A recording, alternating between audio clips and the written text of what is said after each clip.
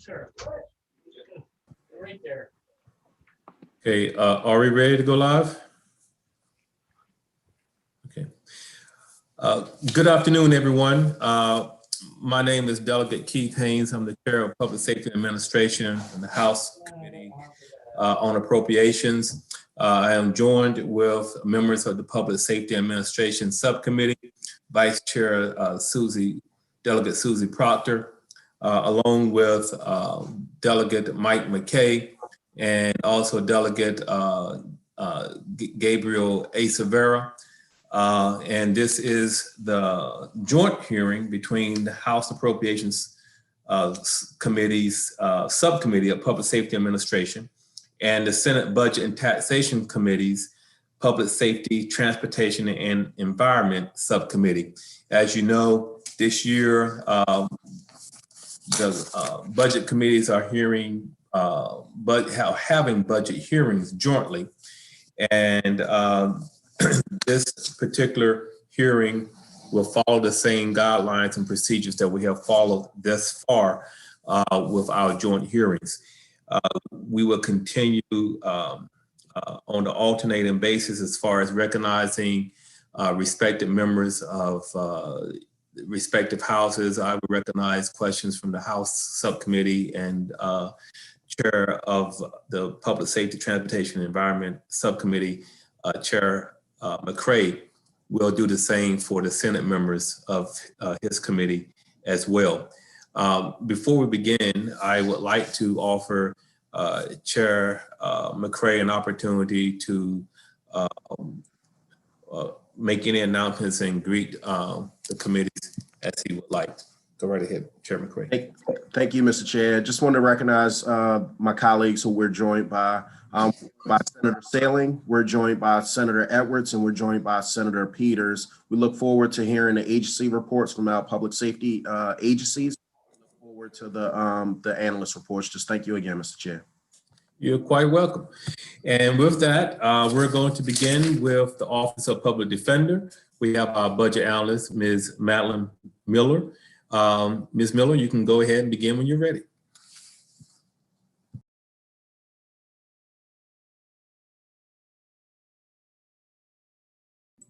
All right. Thank you, Chairman Haynes. My name is Madeline Miller, and I'm going to now start the presentation for the Office of the Public Defender.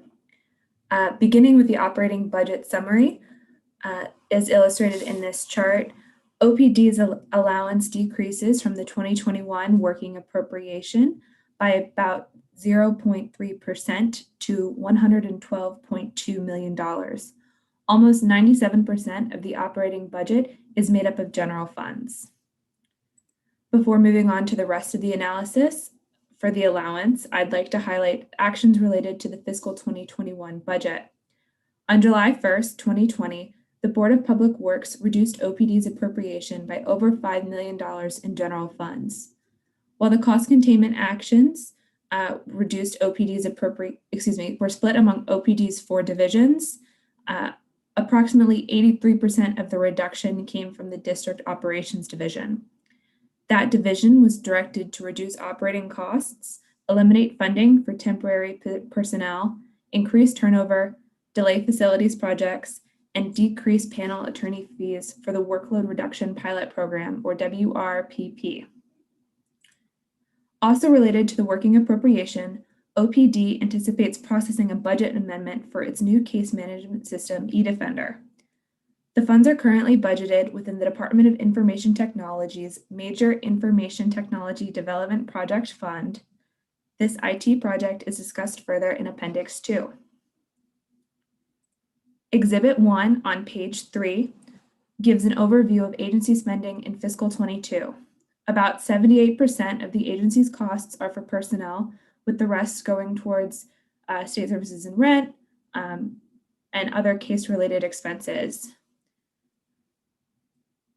The costs overall are very consistent compared to the working appropriation, with changes being no greater than 1% per category. On the following page, Exhibit 2 illustrates the changes between the working appropriation and the allowance. OPD's share of the general salary increase will total about $829,000, and other significant increases include $252,000 for 6.5 contractual full-time equivalents, and an additional $237,000 for medical experts and support for cases and clients.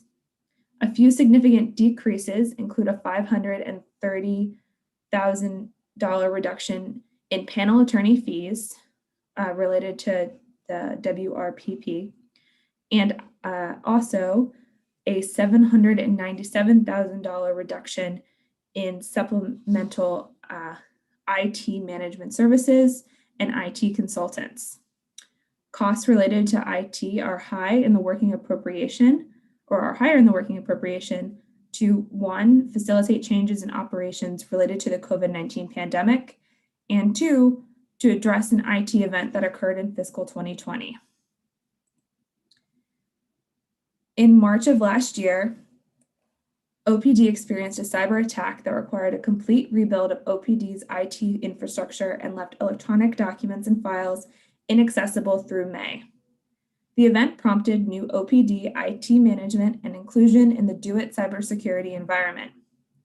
The agency reports that supplemental service providers assisted in the installation and rollout of laptops, switches, and servers, but that these actions may have also been required given the effects of the COVID-19 pandemic on operations and previous turnover of OPD IT staff.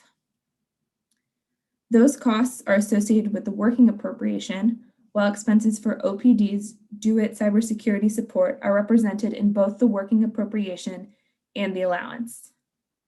The agency should comment on the actions that have been or will be taken to prevent future IT cybersecurity attacks or events. Now moving to personnel, lower on the page on page 6.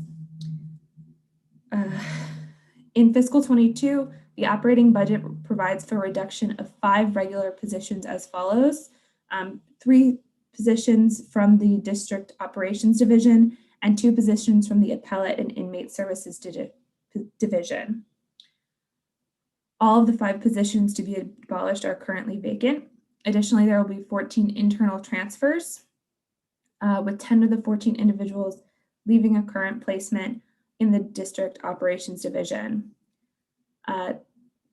The OPD should comment on how these transfers will improve their capacity.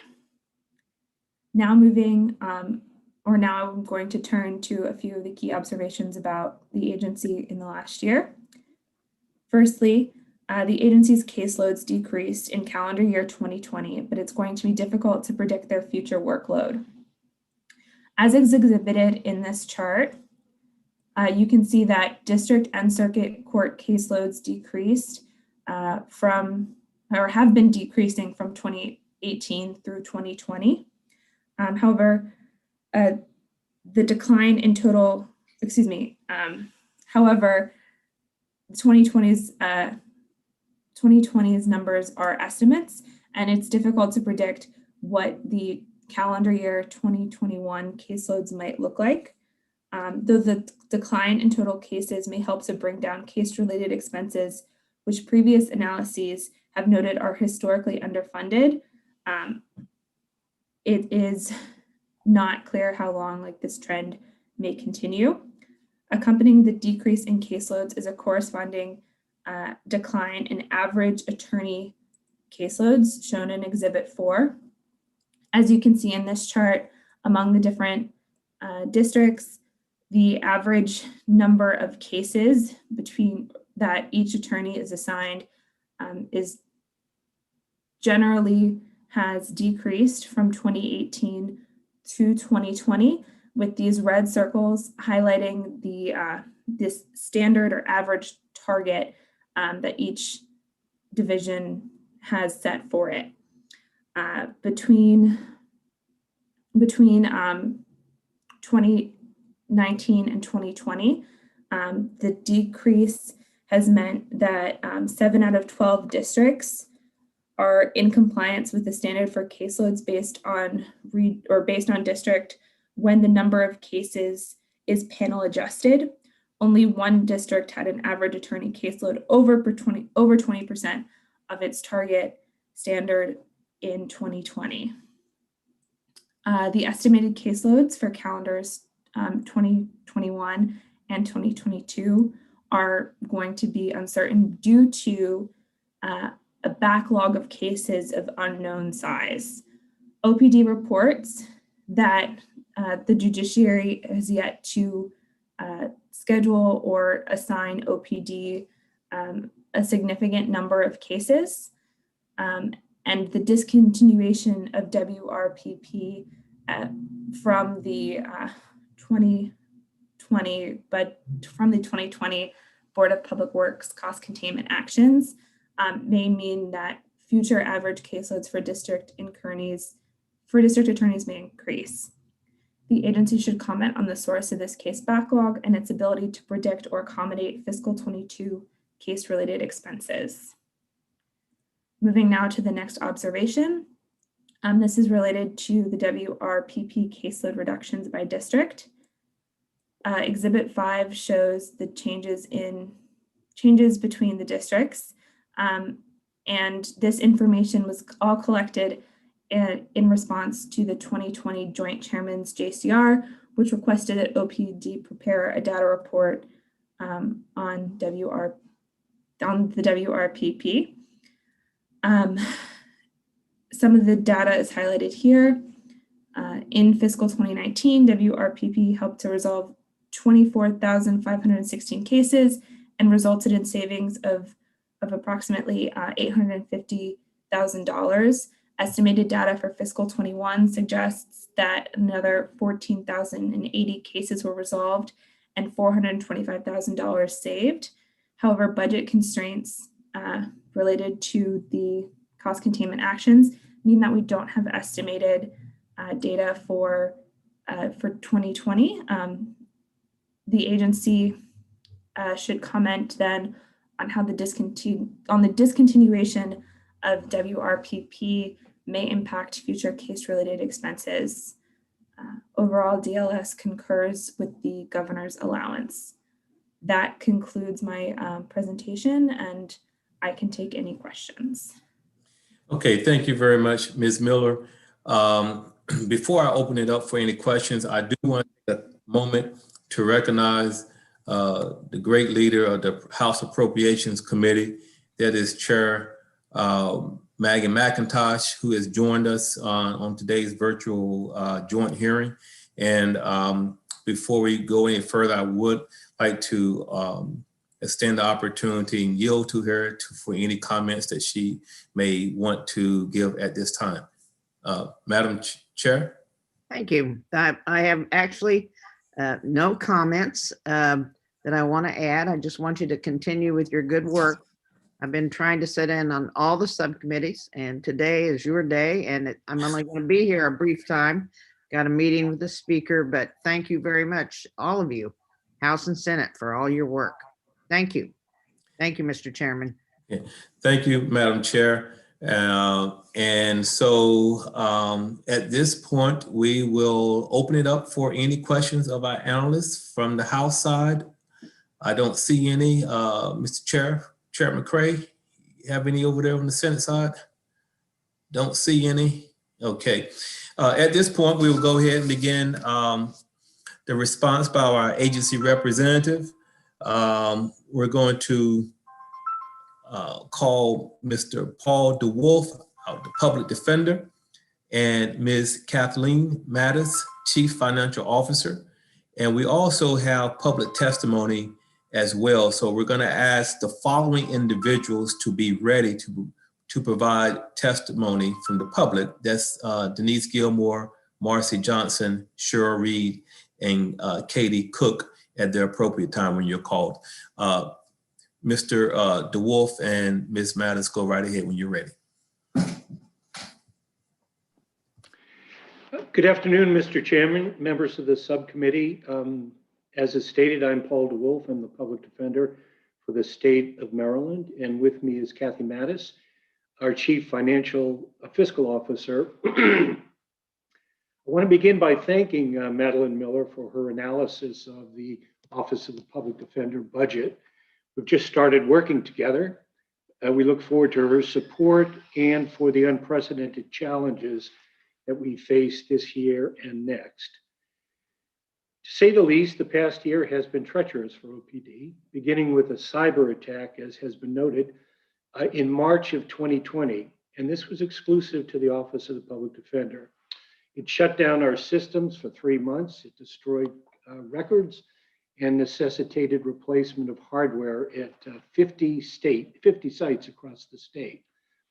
Our newly formed IT management team quickly and successfully installed new switches, servers, accelerated the deployment of laptops to all personnel, and launched eDefender, which is our new case management system.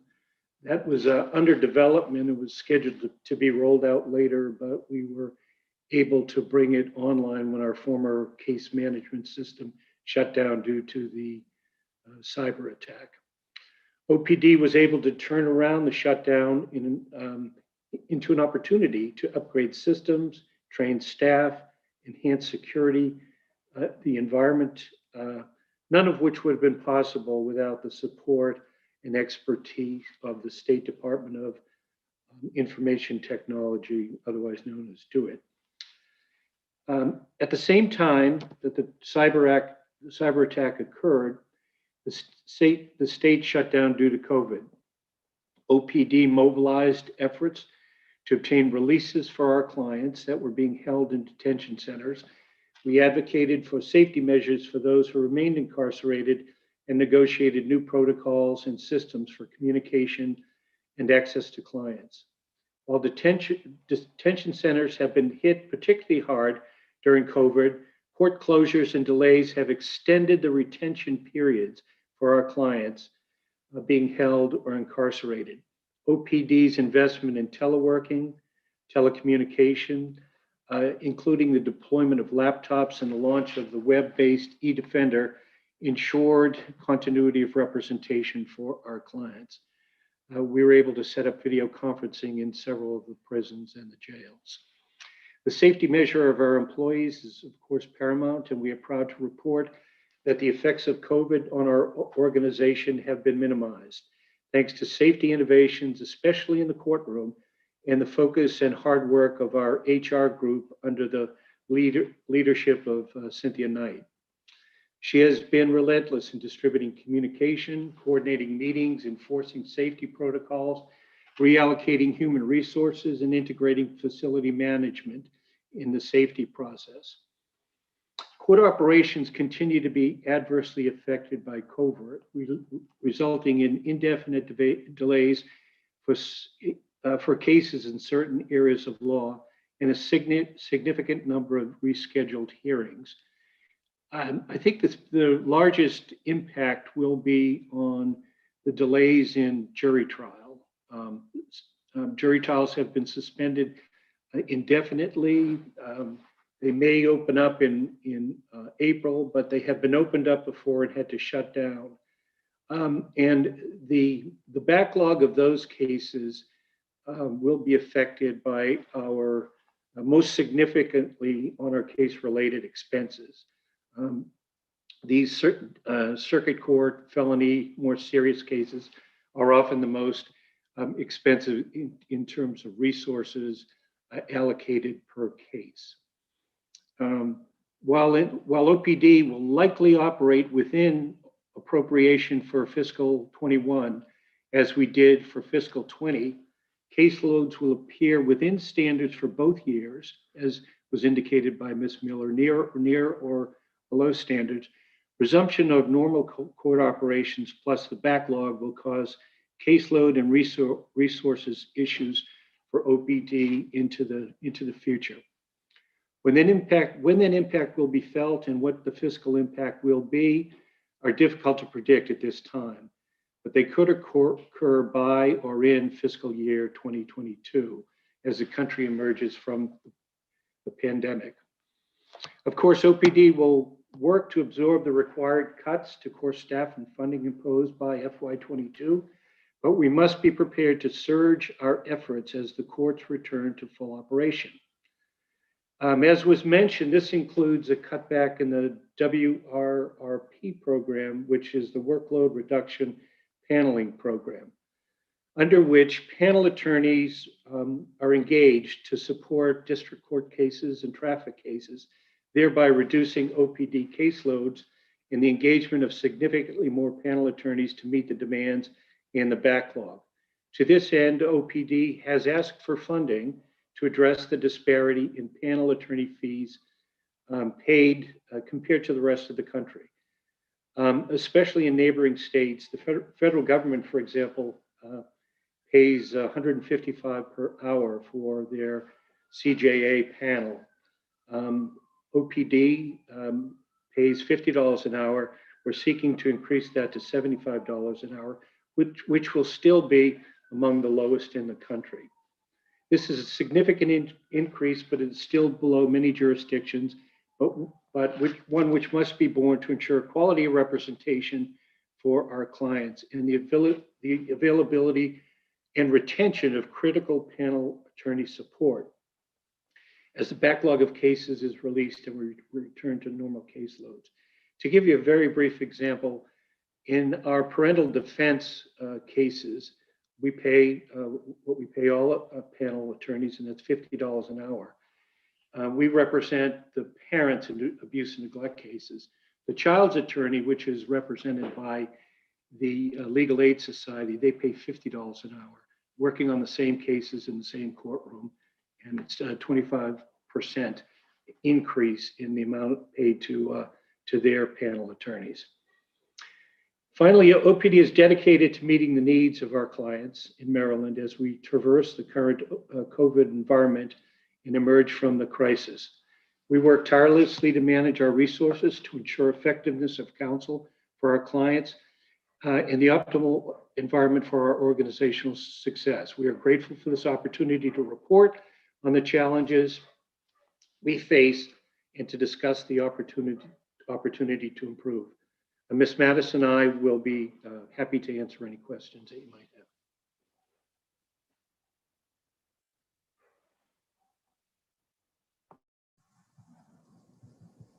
Okay, thank you very much, Mr. DeWolf. Are there any questions from the members of either subcommittee? If so, just raise your hand. And I see a question from the chair. Craig, go right ahead. Thank you. Mr. DeWolf, it looks like you have a unit, Major Crimes and Complex Litigation Division, correct? Yes. And when you look at the PIN, it still says, when I looked at the DBM reports, it still says Chief Capital Defense Division. Could you just elaborate on that? Yes. When the death penalty was repealed in 2013, we had 4 members of our capital defense unit. The chief of that unit was Katie O'Donnell. She since has been delegated to be the major crimes chief. And what she does is hold training, 2 types of training for our OPD attorneys. One is a bring your own case for high-level felonies, usually life cases, murder cases. And the second is advanced litigation training for, again, upper-level trial lawyers in our felony divisions across the state. And she not only assists those attorneys, but provides high-level training. Thank you, Mr. DeWolf. Have we given any thought to, while we've renamed the division, and it's no longer associated with the death penalty, have we thought about renaming the PIN that's the classification which reads under DBM? Yeah, no, we'd be happy to do that. We shifted the responsibility over to, which is basically a training. I think it could be misconstrued that it's still associated with the death penalty when the state of Maryland has gotten rid of it back in. We'll certainly look into that, Mr. Yes, Chair. sir. Thank you. Okay, Vice Chair Proctor.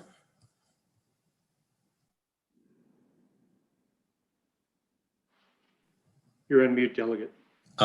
Vice Chair, you might want to unmute yourself. Sorry about that. Thank you, That's Mr. DeWalt. I'm looking at the department and listening to the cuts, and we're talking about our whole focus now is justice, justice for all. And yet we're talking about cutting programs that would help people who can't afford their own attorneys. We're talking about not giving the attorneys, especially the panel attorneys, the salaries that they should be getting. I'm fighting for a raise for your department. Is that something that you would be able to do? We would appreciate any help, Delegate Proctor. We are historically, and I think as Ms. Miller even said in her report, an underfunded agency. Our case-related expenses have traditionally been underfunded, as had the salaries for our court staff and for our attorneys. We suffer as much as all state employees have in not being able to get step raises, which have been cut back since the funding crisis occurred in 2010. So we would appreciate any help in helping with panel attorneys, helping with salaries, and helping with funding for case-related expenses. I don't know if Kathy Mattis wants anything to add to that, but we have been doing what we can to shifting responsibilities while we get deal with the cutbacks in appropriations. And of course, we're in the midst of a pandemic, and state budgets are being cut across the state, and we're doing what we can to adjust to that. But I don't know if Ms. Mattis wants to add anything to that assessment. I think one of our primary concerns has always been, and is accelerating, in fact, the retention of our attorneys, both the panel and on staff, and our core staff, who now with the advent of eDefender, we're spending an incredible amount of time in training in a much more sophisticated environment to support our clients. So the salaries are important for that retention. We've invested a lot in training. We, in the past, have put forth recommendations for increases and step increases. And what we do now is we flex around our high vacancy rate. And as we have new hires, we do the best we can to increase their salary base.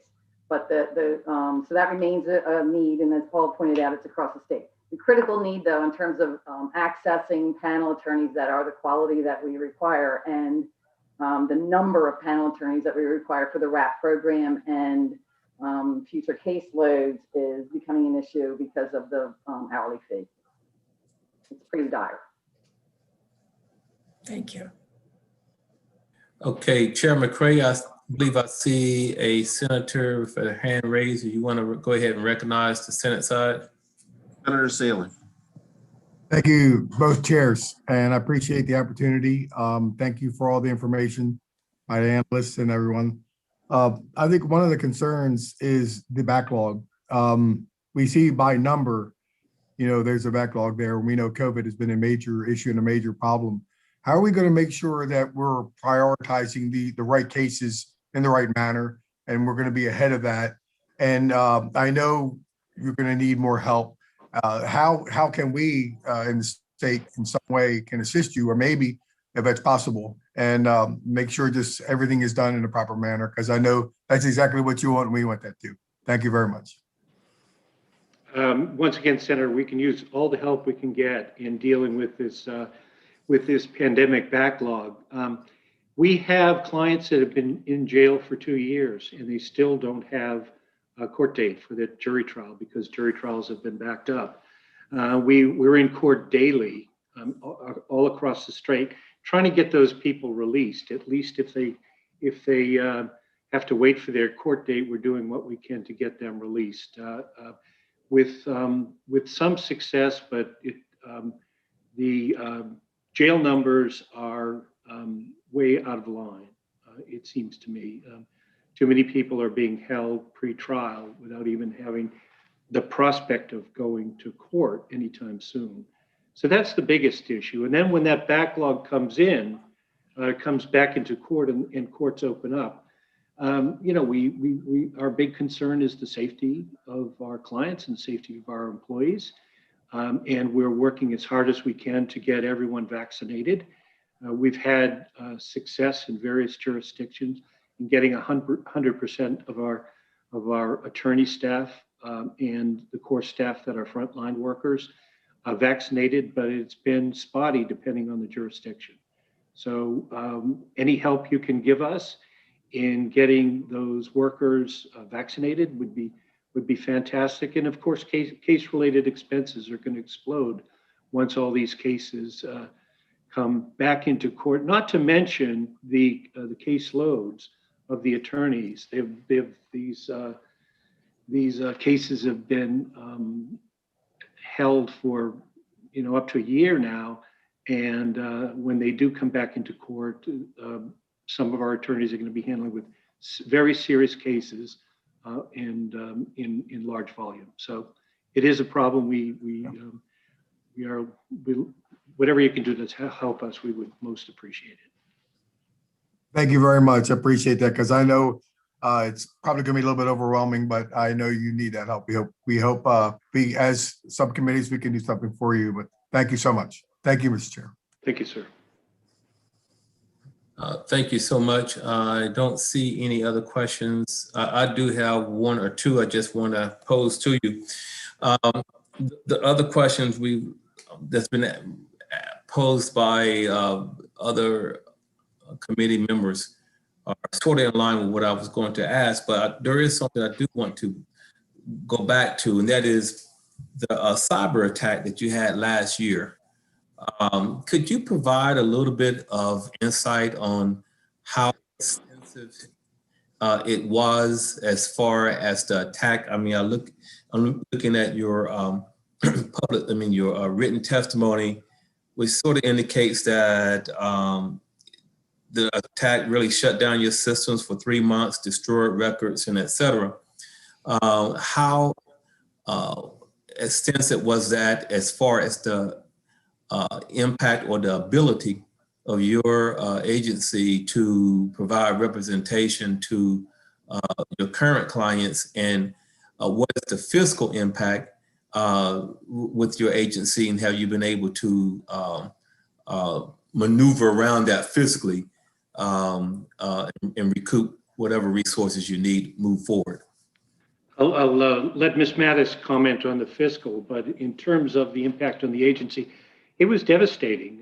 It implicated all of our servers in all 50 locations across the state. It came from overseas and infiltrated our system, was present in our system for weeks before the cyber attack was launched, and it virtually shut down all of our systems. The fortunate thing is that we had a clean backup in our ProLaw system, and we were able to recoup the vast majority of our data and our reports. It took a while. We had the help of the Department of Information Technology do it. We were in the process of hiring and training a new IT management team.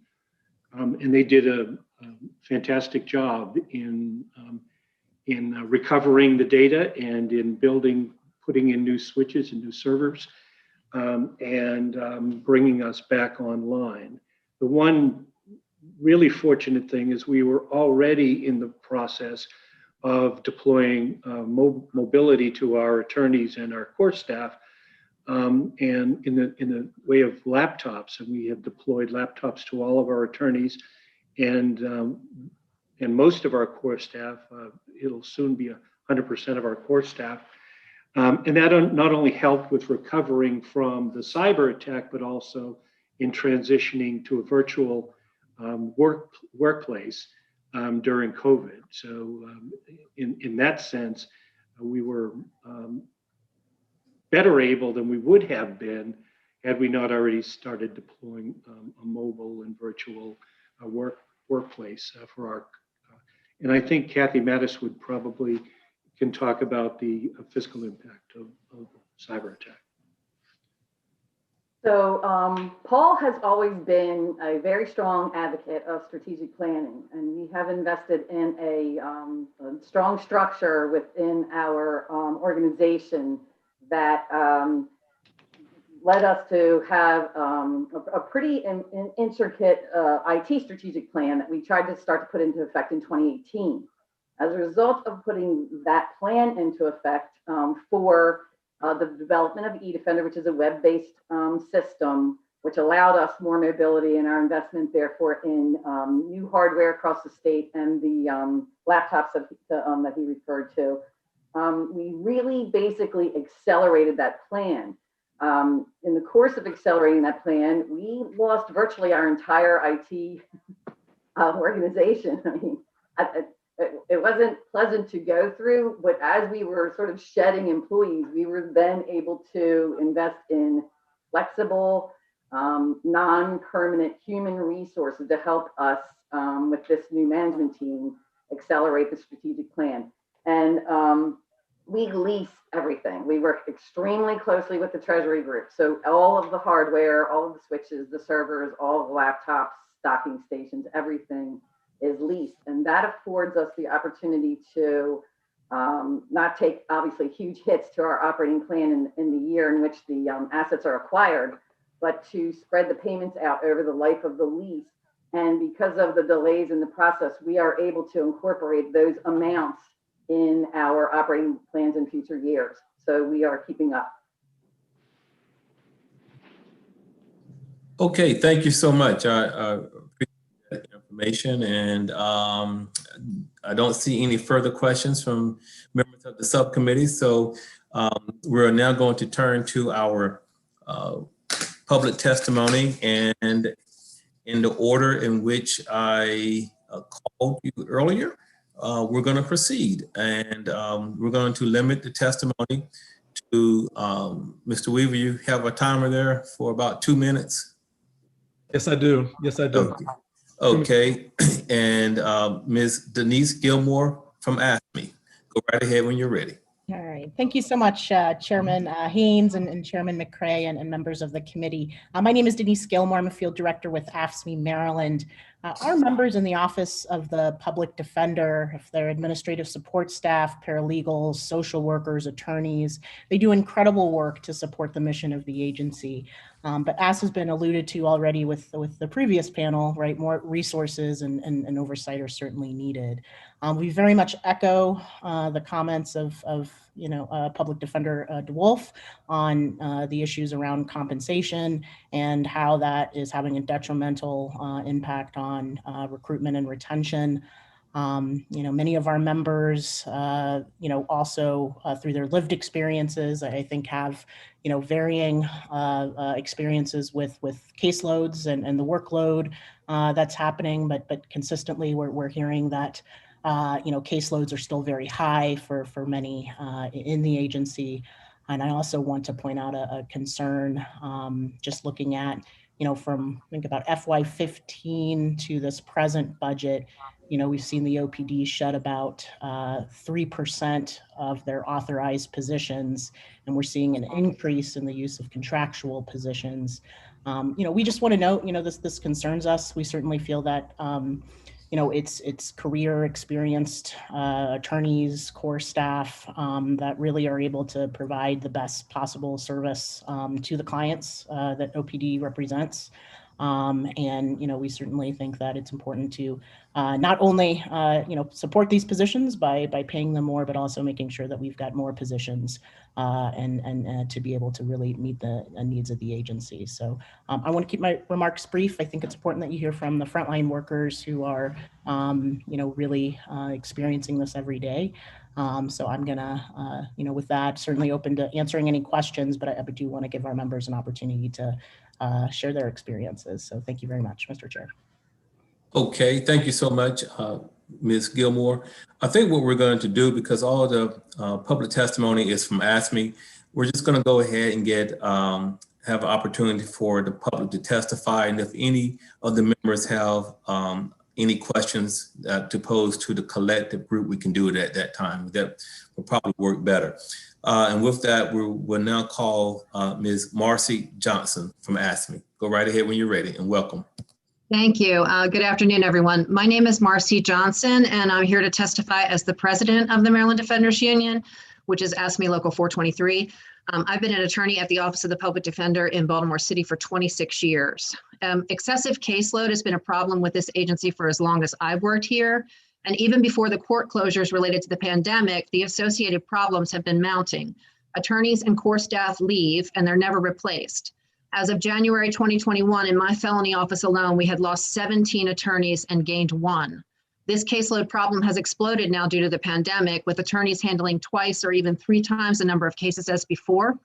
I myself currently have 90 serious cases open right now. We need help. In our busiest district court in the city, the number of attorneys has dropped to 5.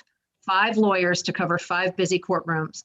That means that each lawyer represents the entire docket every day and that there are no out-of-court days for preparation. Just a few years ago, there were enough lawyers to have 2 to 3 attorneys covering each docket and still have out-of-court days to prepare. In addition to the shortage of attorneys, the OPD needs non-attorney personnel to help sort through tens of thousands of hours of body-worn camera footage, recorded jail phone calls, black box algorithm technology reports like probabilistic genotyping, and cell phone data. These are all things that didn't exist even 10 years ago when we had both more lawyers and more staff.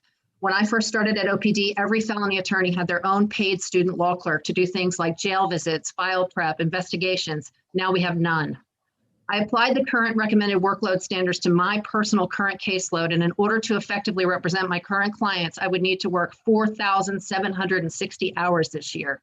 To do the math, that's 18 hours a day for a 5-day work week, or 13 hours a day for a 7-day work week. I don't care how dedicated you are or what a great lawyer you are, this is not even remotely sustainable, and it affects everyone, core staff, attorneys, and social workers alike. But it mostly affects our clients. I have an ethical duty to the people I represent, which I take very seriously. My clients deserve not just an effective defense, but an excellent defense. The Supreme Court says there can be no equal justice where the kind of trial a man gets depends on the amount of money he has. But the truth of the matter is, as our resources dwindle, without more support staff and attorneys, the concept of equal justice will suffer. Thank you for your time. Okay, thank you very much. We will now turn to Ms. Cheryl Red, ASME. Good afternoon. My name is Cheryl Hughes Red, and I'm a proud member of ASME Local 423. I have worked for the Office of the Public Defender for 16 years as a paralegal. Like many of my fellow core staff, I feel overworked and underpaid. I perform multiple roles for the office in addition to the paralegal job I was hired to do, such as an investigator, secretary, office manager, and trainer. The work I do for the forensics division is important. Myself and one other core staff person review all requests for forensic experts, help prepare the discovery, draft retention letters, do the billing, and in some cases attend meetings with the attorneys. We cover cases in all 12 districts, including specialty units such as parental defense, post-conviction, mental health, juvenile, and appellate that involve forensic evidence.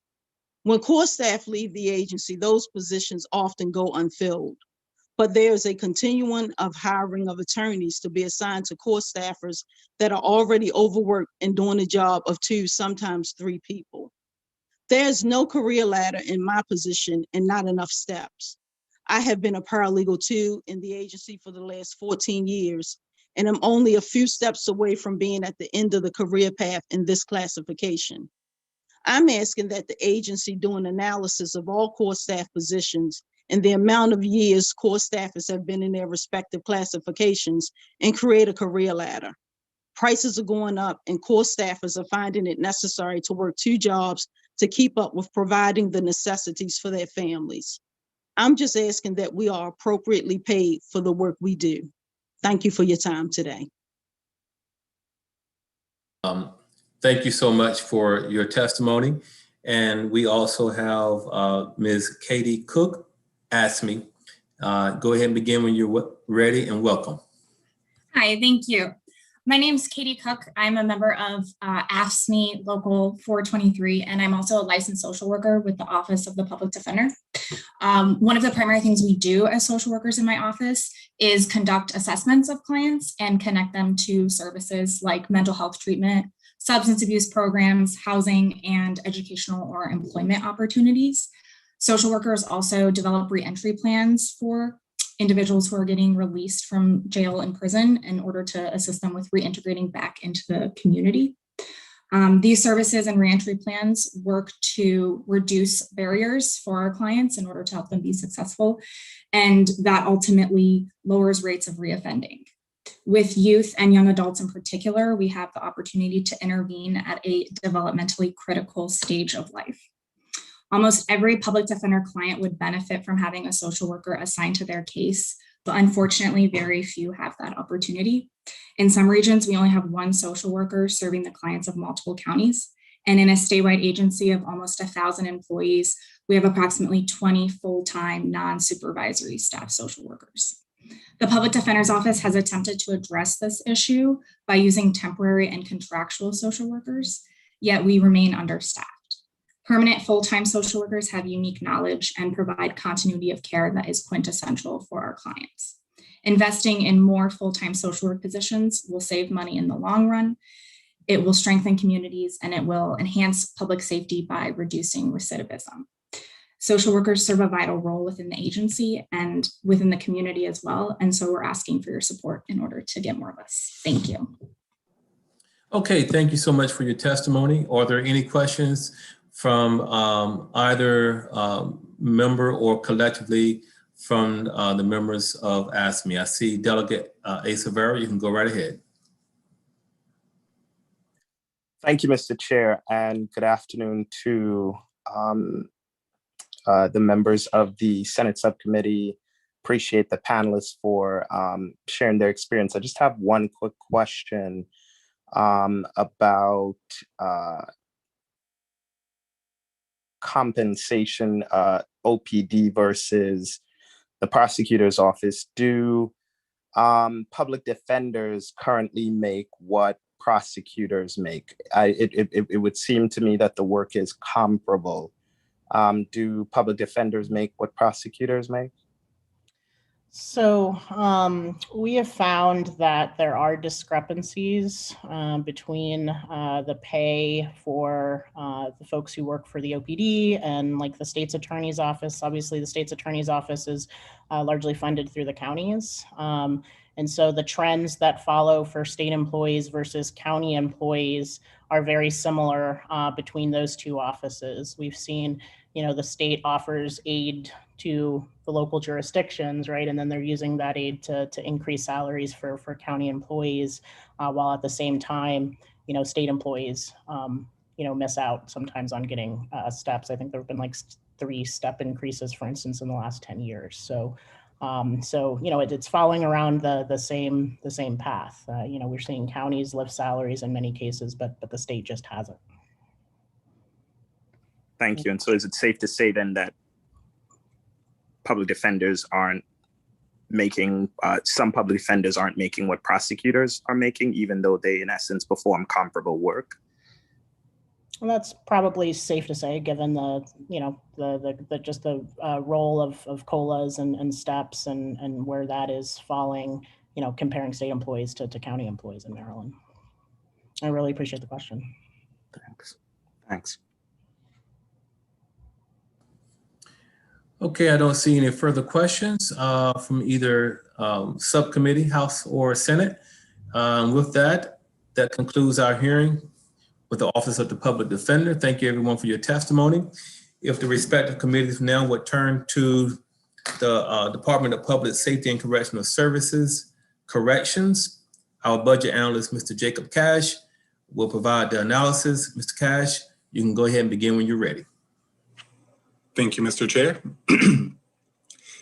Like the chair just said, I will be going over the Division of Corrections, which includes all of the state prisons, as well as the Patuxent Institution and the Maryland Correctional Enterprises, which is the prison industry arm of the department. The overall fiscal 2022 budget is $828 million, and that represents an $11.5 million decrease from the working appropriation.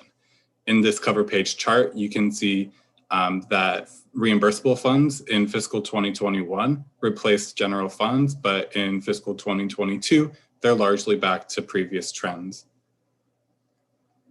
For the performance evaluation, we'll start with the average daily population of offenders under correctional jurisdiction. So this includes both correctional facilities as well as the Patuxent institution.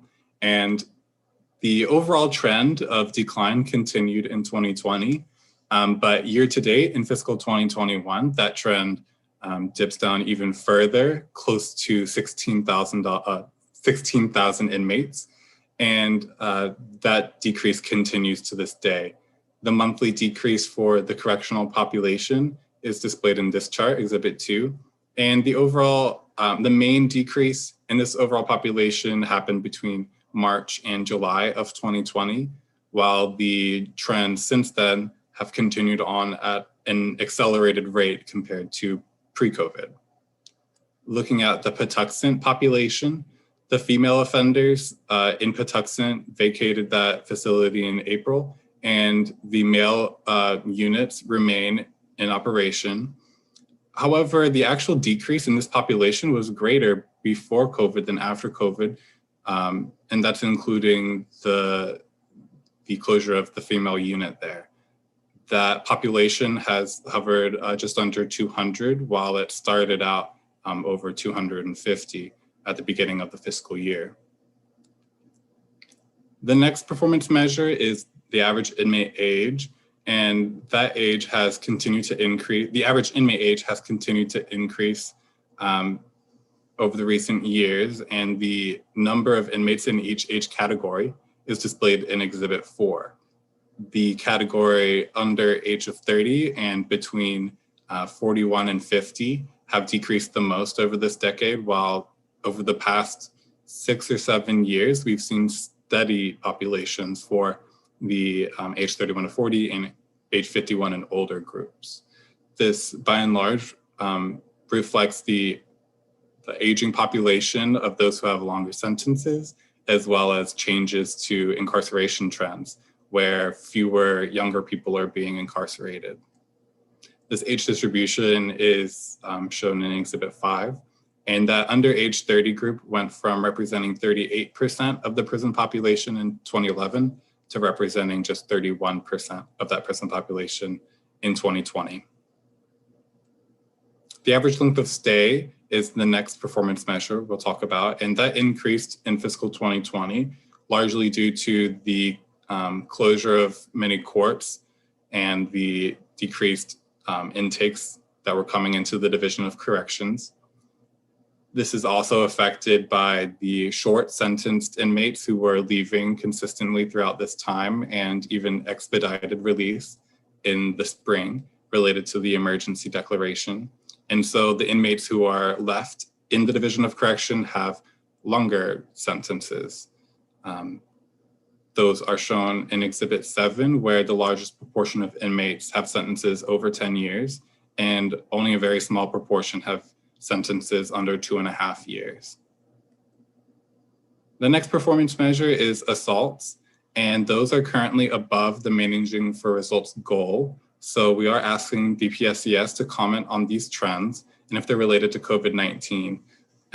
For offender-on-offender assaults, there's currently just under 5 per 100 offenders, and for offender-on-staff assaults, it's just under 2 assaults per offender.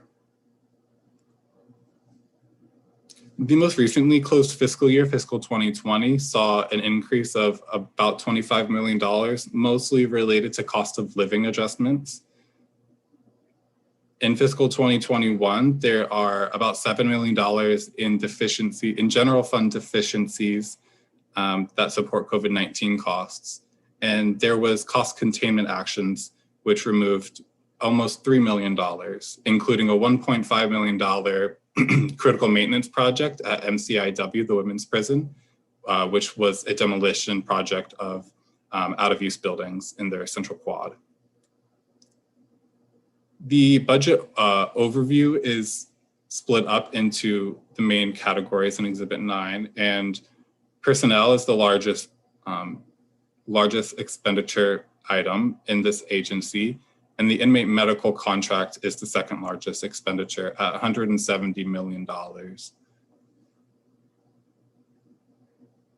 The proposed budget change is $11.5 million, and that's broken down in the where it goes chart. The main increases or the main changes overall occur in personnel. There was a large increase in the retention longevity incentive pay program. However, this will be distributed throughout the department based on where correctional officers are. So since there's more correctional officers in this unit, that's why this money was put here, but it will be distributed out. And the health insurance costs increased substantially. They were reduced in fiscal 2021, so that's a rebound. And there's an extra $3.7 million for a general salary increase, a fiscal 2021 salary increase. I'll also point out that 12 positions are abolished of the Southern Maryland pre-release unit and the Eastern pre-release unit. Those are facilities that are being closed at the end of this fiscal year, and the positions associated with that closure would save about $800,000. Now, I'll also point out overtime earnings decreased by $10 million, and I'll be discussing that in more detail in the issue section. But turnover also decreases by $13.5 million. This is actually, could be an issue because the vacancy rate is actually below turnover currently, which means the department may have to keep positions open in order to meet that budget in fiscal 2022. Now, in the department overall, they have enough margin to be able to cover any additional need for salaries in the correctional unit. However, in this function, they would not, and they would likely have to process a budget amendment to even out the salary expenditures across the department.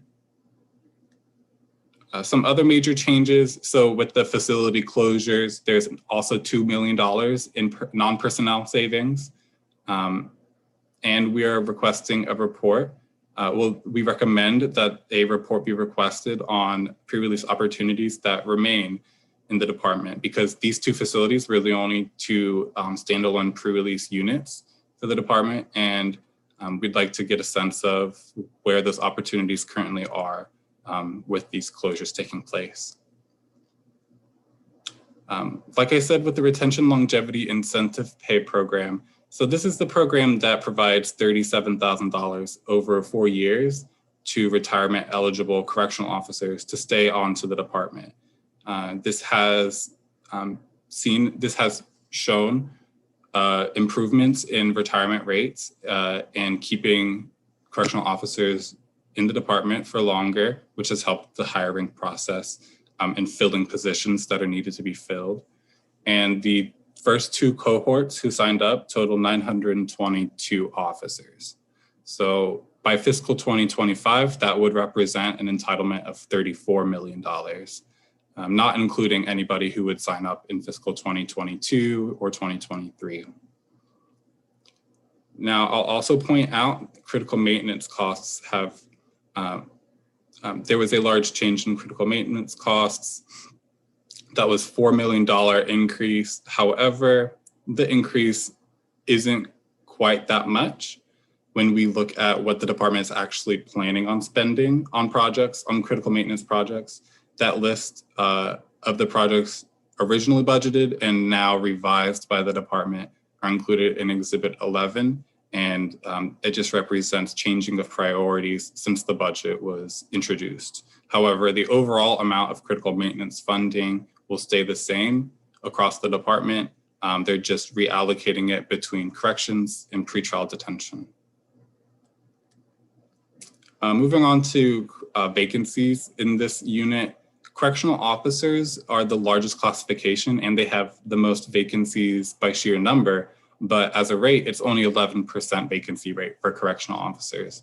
And every other employee classification has higher vacancy rates. Specifically, psychologists, counselors, and social workers are experiencing 42% vacancy rates. and that can cause issues in, providing programming and substance use services to the inmates. Moving to our issues, the first issue is that MCE sales are down. So Maryland Correctional Enterprises hires inmates to perform mostly manufacturing tasks and processing tasks at about 24 or 26 business units across the state at different correctional facilities. They pay inmates between 17 cents and $10.10 per hour, and the average inmate stipend was $1.12 per hour in fiscal 2020. The amount paid to inmates was $2.5 million in fiscal 2020, and all of the expenses for MCE are split out in Exhibit 13. Supplies and materials make up the largest chunk of their expenses, and those are in order to create the products that they put out. Now, because of COVID-19, production was severely downsized. At the end of 2020, about 10 plants were closed, and while most of those have reopened to varying degrees, 21 out of 26 of their plants were closed from November to January, and the overall sales for MCE have suffered because of not only the forced closures, but as well as reduced demand for the products they previously had been producing. Specifically because of teleworking initiatives, there's less need for furniture and office supplies. So there is not only less supply on their labor end, on the production end, but as well as there's less demand for their customer end. Overall, that's expected to worsen the difference between actual spending and sales that we've seen in recent years. In 2019 and 2020, sales were less than spending. And in 2021, we're expecting that again. If they continue at this current rate, they will be the sales will come under expenses by over $10 million. Now, that's something that could likely be resolved through using the existing fund balance of MCE sales and expenses. But if the trends continue for too long into fiscal 2022, MCE could certainly eat through that fund balance fairly quickly, and we could see a budget issue with this. So we are asking the department to comment on MCE's self-financing issues during the COVID-19 crisis. And we're recommending a report on MCE sales and programs in the Joint Chairman's report. The second issue I want to talk about today are overall one-time costs and recurring costs associated with COVID-19. This is department-wide, so not just for this correctional unit, although that's where most of the expenses occurred. For one-time costs, the major ones are for hygienic supplies and cleaning services, which totaled $24.7 million in 2020 and $2.6 million in 2021. That's in order to obviously keep the department clean and safe for its inmates and staff. And then there is an $11.3 million medical contract increase in 2020 and a $24 million medical contract increase in 2021. That was just approved by the Board of Public Works. And on that note, the medical contract modification is a new auditable reimbursement model, which was required by the Board of Public Works. And we're asking the department to comment on this new model, as well as the fact that $12 million out of that $24 million was estimated to be unsupported. So the department reported about 50% of that medical contract would be covered by coronavirus relief funds, while general funds were required to support the rest. And we're asking the department to comment if that's still the case, or if there's a funding plan in place to provide that $12 million. The next category of expenses were salary costs, and beginning in March, premium pay provided twice the pay that each inmate or each employee was receiving hourly to stay on the job during that first shutdown. And that cost the department about $9 million, but it did help keep the department staffed during a very critical time. There was also targeted increases of $3.40 for all facility employees and $2 additional for those who were working in quarantine areas. The response pay, which is that $3.40, was discontinued in September, but those who are still working in quarantine units will receive the full $5.40 extra per hour in order to work those positions. In fiscal 2020, the total that was paid for all three of these salary incentives was about $26 million. And in 2021, the amount that is appropriated is about $30.4 million. Or actually, that's the year-to-date amount paid. However, if we continue these trends throughout the end of the fiscal year, we'd expect total payments to be $56 million in 2021. So that would require additional federal assistance. It's anticipated, but again, it's something the department can comment on because as you can see, the hours worked and the amount paid for these pay incentives have not substantially declined since they began. So until trends really reverse, there's going to be additional costs. The next trend I'd like to talk about is overtime hours. And on average, per correctional officer, they are working one fewer overtime hour per week than before the pandemic. This is mostly due to the fact that inmate movement has been severely limited, but also due to the fact that more correctional officers have been hired and the inmate population as a whole has declined because of COVID-19. And so there's just simply less need for overtime. And the final expenditure item that increased and continues to be about 20% elevated is food and dietary expenses. These, while we would expect them to decline normally because the inmate population declined, because they are grab-and-go lunches that are being implemented across the facilities, it requires more materials and more specific foods that may cost less overall. So we're seeing continued increases in the food and dietary costs for inmates. With that, we are asking we're asking the department to comment on unfunded COVID-19 expenses that are expected in fiscal 2021 if trends are continuing, because by and large, the budget reflects normal rates of these expenditures. And it's likely that there could be an unfunded gap of $30 million if these expenses continue. In terms of recommended actions, the first committee narrative that we're requesting is a report on staffing, programs, and sales that will update the report submitted last year, as well as providing more information on the impacts of COVID-19. The second recommended action is budget bill language, which would restrict $100,000 until the first of 4 quarterly hiring reports are submitted. This past year, we requested monthly, or we required monthly hiring reports, and this is simply reducing that to quarterly.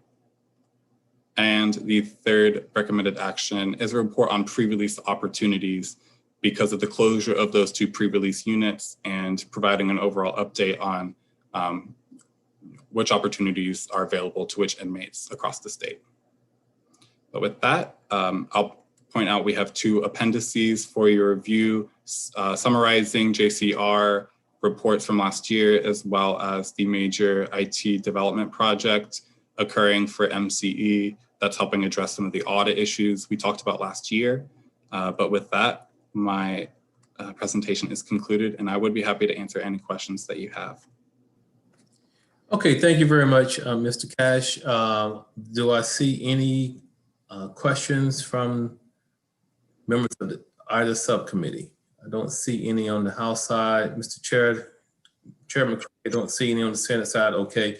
We can go ahead to our agency representative, and that's Secretary Robert Green, the Honorable Robert Green, Secretary, Department of Public Safety and Correctional Services, Ms. Rachel Sessa, Chief of Staff, Mr. Chris McCulley, Deputy Secretary of Administration, Mr. Wayne Hill, Deputy Secretary of Operations, Mr. Stephen Sanders, CEO of Maryland Correctional Enterprises, and Ms. Angelina Garina, Director of Office of Data Development.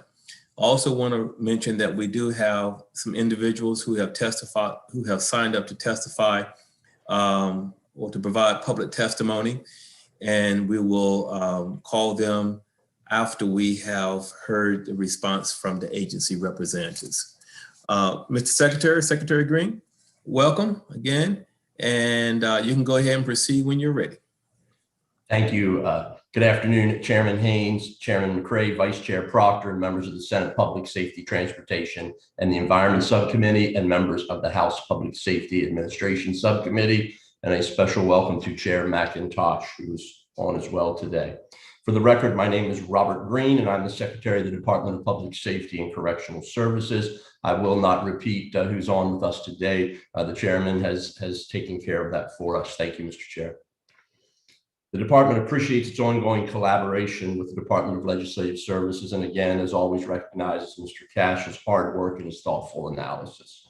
The DLS analysis for the Division of Corrections budget contains 3 recommended actions and 4 issues for the agency to address. I would like to begin by stating the department concurs with all 3 recommended actions. With regard to the issues, the first issue DLS asked the agency to comment on is trends in assault rates and the impact of COVID-19 on those trends. COVID-19 has absolutely impacted inmate-on-inmate assaults and inmate-on-staff assaults. Prior to COVID-19, the agency actually was experiencing a decline in these types of assaults and a general reduction in violence overall. We saw an uptick in inmate-on-inmate assaults in the 3rd quarter of fiscal year 2020, which is right around the same time the first cases of COVID-19 were being reported in the state. And we believe this is attributable to fear, rising tension, mandated housing moves to establish quarantine and facility zone areas, and frankly, other changes with what is normally a very routine environment and a very routine structure. The rate then declined in the 4th quarter of fiscal year 2020, which isn't surprising as we modified inmate movement in order to prevent and slow the spread of the COVID-19 virus. It's also very important to note that the significant decline in the incarcerated population during the 4th quarter of fiscal year 2020, which was a critical component of our COVID mitigation efforts, also skews the inmate-on-inmate assault rate. Let me explain further. The figures in the analysis come from our Managing for Results data. The assault rate in the Managing for Results data is based on average daily population. So really, in comparison to the drop in population, the number of inmate-on-inmate assaults actually fell by 23% overall in fiscal year 2020. As I previously noted, the COVID-19 pandemic has also impacted inmate-on-staff assault trends. In FY 2020, offender-on-staff assaults did slightly exceed the MFR goal by 0.17 per 100 average daily population. The agency suspended visitation in the 3rd quarter of FY 2020, modified movements. It's a time of great stress within our systems and our correctional facilities. This is a dramatic change that also occurred in inmate movement, placing staff, I would say, in a more consistent and continuous contact with the inmates, again, in a very tense and dramatic time of change. As a result, inmate-on-staff assaults peaked in the 3rd quarter of fiscal year 2020 and largely driven by non-contact assaults such as inmates throwing liquids and body fluids at staff, nonetheless egregious in nature. Prior to the 3rd quarter of FY 2020, inmate-on-staff assaults had begun to stabilize at or below FY 2019 levels, which were previously within the MFR goal. Despite these incredible challenges, inmate assaults on staff that were associated with serious injury have decreased by 11% over the past fiscal year, which is a positive change for the department. The second issue DLS asked the agency to comment on is the auditable reimbursement model for the inmate medical contract emergency modification. In response to the statewide emergency declaration of a worldwide healthcare crisis due to a pandemic, in March of 2020, the department declared an emergency recognizing the state's constitutional duty to provide and maintain healthcare services for individuals incarcerated in state correctional facilities. And so in the face of this crisis, we knew it would require additional resources, additional work as we addressed a number of unknowns when we began this journey. MDH worked and produced a number of models and projections very early on in this pandemic that noted the impact is, I would tell you, shocking and unimaginable. Thankfully, those were not realized, but we were prepared. This included impacts not only on the inmate population, our facilities, potential impacts on our staff, as well as the medical system that surrounds our facilities and impact on emergency services. We knew the COVID-19 pandemic required additional medical services and safety measures, and they would be required to meet the inmates' needs as we move forward. During the June 17th, 2020 Board of Public Works meeting, the department's emergency report was remanded to the department and directed the department to renegotiate the contract from a fixed cost increase to a reimbursement model for actual cost incurred stemming from the increased COVID-19 pandemic and related testing and costs. The department followed the direction of the BPW and renegotiated the emergency modification, established an invoicing model that allows the medical contractor to invoice the agency for additional costs incurred due to the need for additional staff to support quarantine, isolation, housing areas, serial testing, and really how vaccination is now being implemented. The new emergency modification, along with copies of the invoices, were presented to the BPW on February 24th, 2021, and the Board of Public Works unanimously accepted and approved the emergency report. The third issue DLS asked the agency to comment on is the amount of unfunded COVID-19 expenses that are expected in fiscal 2021 if costs continue at the current rate. The department anticipates that all future COVID-19 expenses incurred in fiscal 2021 will be covered by federal funds. The department anticipates three major categories of continued COVID-19 expenses, and they include the employee quarantine pay, which has been noted by the analysts, COVID-19 reimbursement for medical care, and our professional deep cleaning, sanitation services, and related cleaning materials. The department continues to brief both MDH and DBM on these COVID-19 related costs, and again, it is the department's understanding that additional federal funds will be made available to address these items. The last issue DLS asked the agency to comment on is the financial impact of COVID-19 on the Maryland Correctional Enterprises. MCE, as it's known, has been and continues to be an incredible partner and an integral part of the Division of Corrections and our restorative justice mission and focus. The ongoing pandemic has presented significant challenges for MCE. Throughout the course of the pandemic, MCE has been faced with several temporary closures and shutdowns that were fully driven with the focus on preventing and reducing the spread of COVID-19. As a result of these closures, MCE was not able to produce the goods for several customers.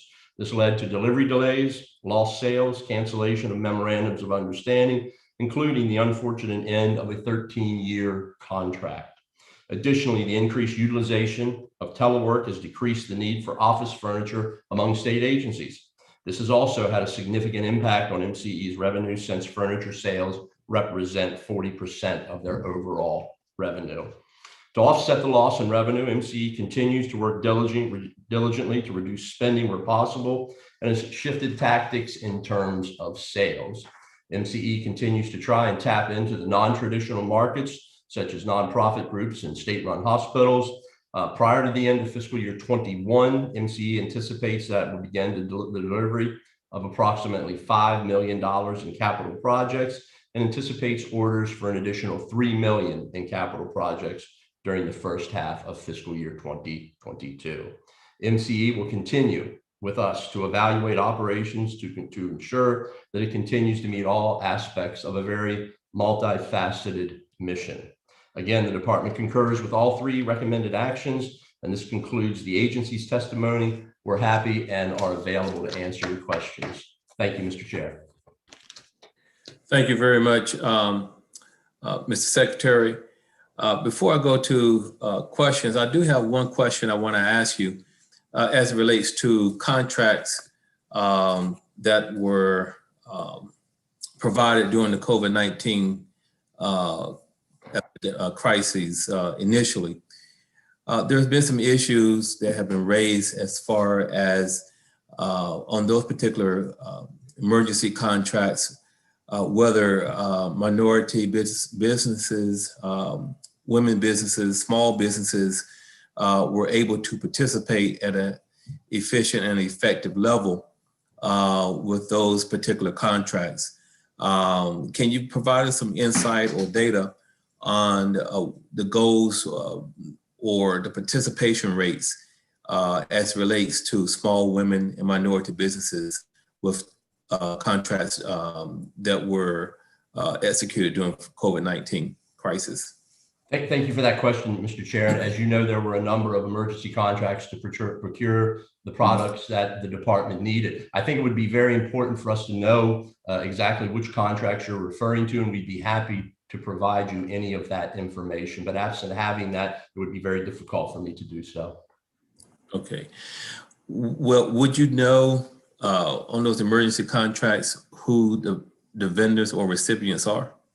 Again, if you could give me more information about the specific emergencies you're speaking to, would be happy to give you a detailed overview of each one. In my mind right now, the number of emergency contracts, I don't have them clear and would not want to give you information that was not accurate. Okay. Be very happy to provide the committee with that information. Okay, so I'm going to request that you provide to the committees, I will assume to both committees, because I'm sure the department knows the dollar figure and the source of those resources that were provided during COVID-19.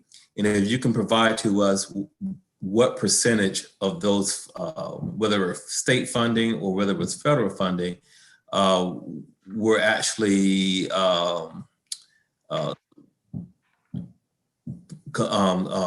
executed to small minority and women businesses, we would like that information.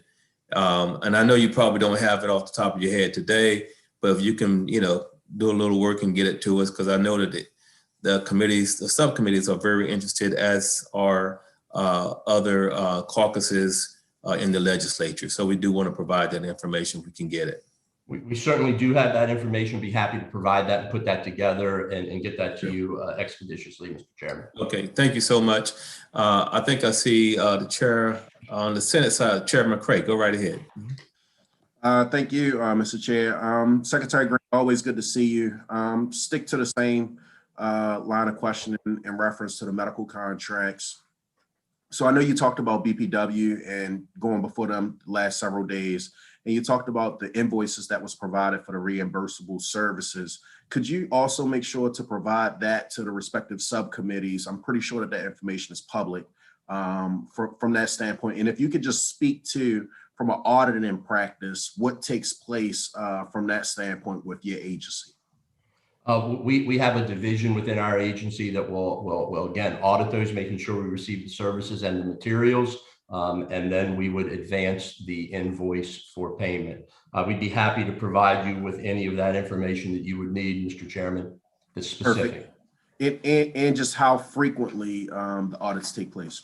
We would expect the invoices to be presented, I believe, on a monthly nature. So we would then be looking at each of those invoices as they come in. Perfect. And thank you. Thank you again, Mr. Chair. Thank you. Okay, Vice Chair. Mr. Green, I have two questions. One having to do with the audits. Are these outside audits? We have intern, our Office of the Inspector General assists us, a division within that looks at the medical billing, and we have the ability to do so should we need to go external. So right now, you're not having an outside audit. It's internal and with the Office of our Inspector General as well. Thank you.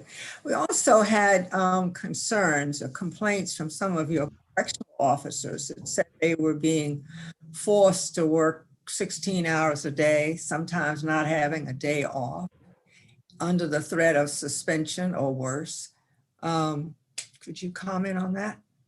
I would be happy to, Delegate. These are extraordinary times. Our correctional officers have done an exceptional job at rising to the occasion of this pandemic. Many, yes, have worked mandatory overtime and have stepped up willingly to do so. If there are specific cases where, again, an officer, an individual feels that they were inappropriately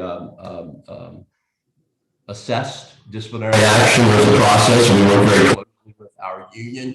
But I would tell you that the answer to that in many cases is yes, our staff have stepped up in extraordinary times and done what we have asked of them, but are willing to speak on any individual case where our staff member comes forward, to include personal issues as well as issues that affect them in the workplace.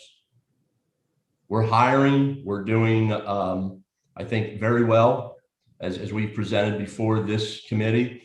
400, nearly 500 correctional officers have been hired last year. This year, we're at 111 hired, with 45 likely in the March class. That may differ a bit. As I've told this committee and other committees, we are full speed ahead in hiring good quality correctional professionals for the future. And we've experienced years in 19 and 20 with hiring that we've not seen in 5 years.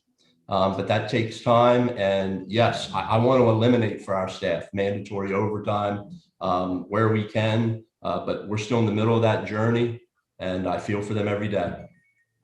Well, I guess my last question is, if you were brought a complaint by a correctional officer that they had worked 16 hours and they're home with their kids and they get a call saying you got to come in or else, how would you respond to that?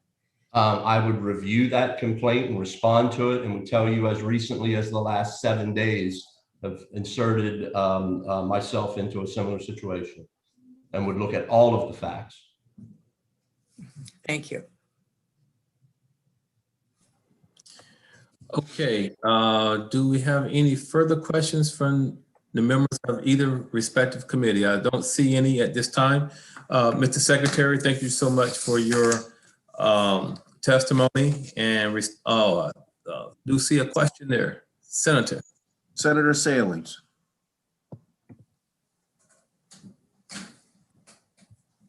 I'm going to go real quick, and I think Senator Peters has a question also. But if we can get the numbers of how many have been hired and how many more they need, it would be really good to know. I know a lot of times we've talked about trying to find, like you were saying, Secretary, good employees to really do the job efficiently.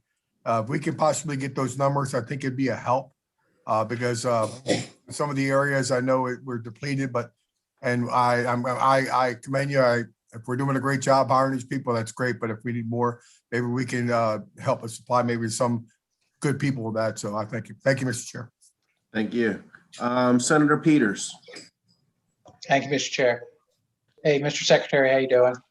Good, thank you, Senator. We got some correspondence about the Corazon contract for the committee did. Can you just kind of tell us what your thoughts are on it?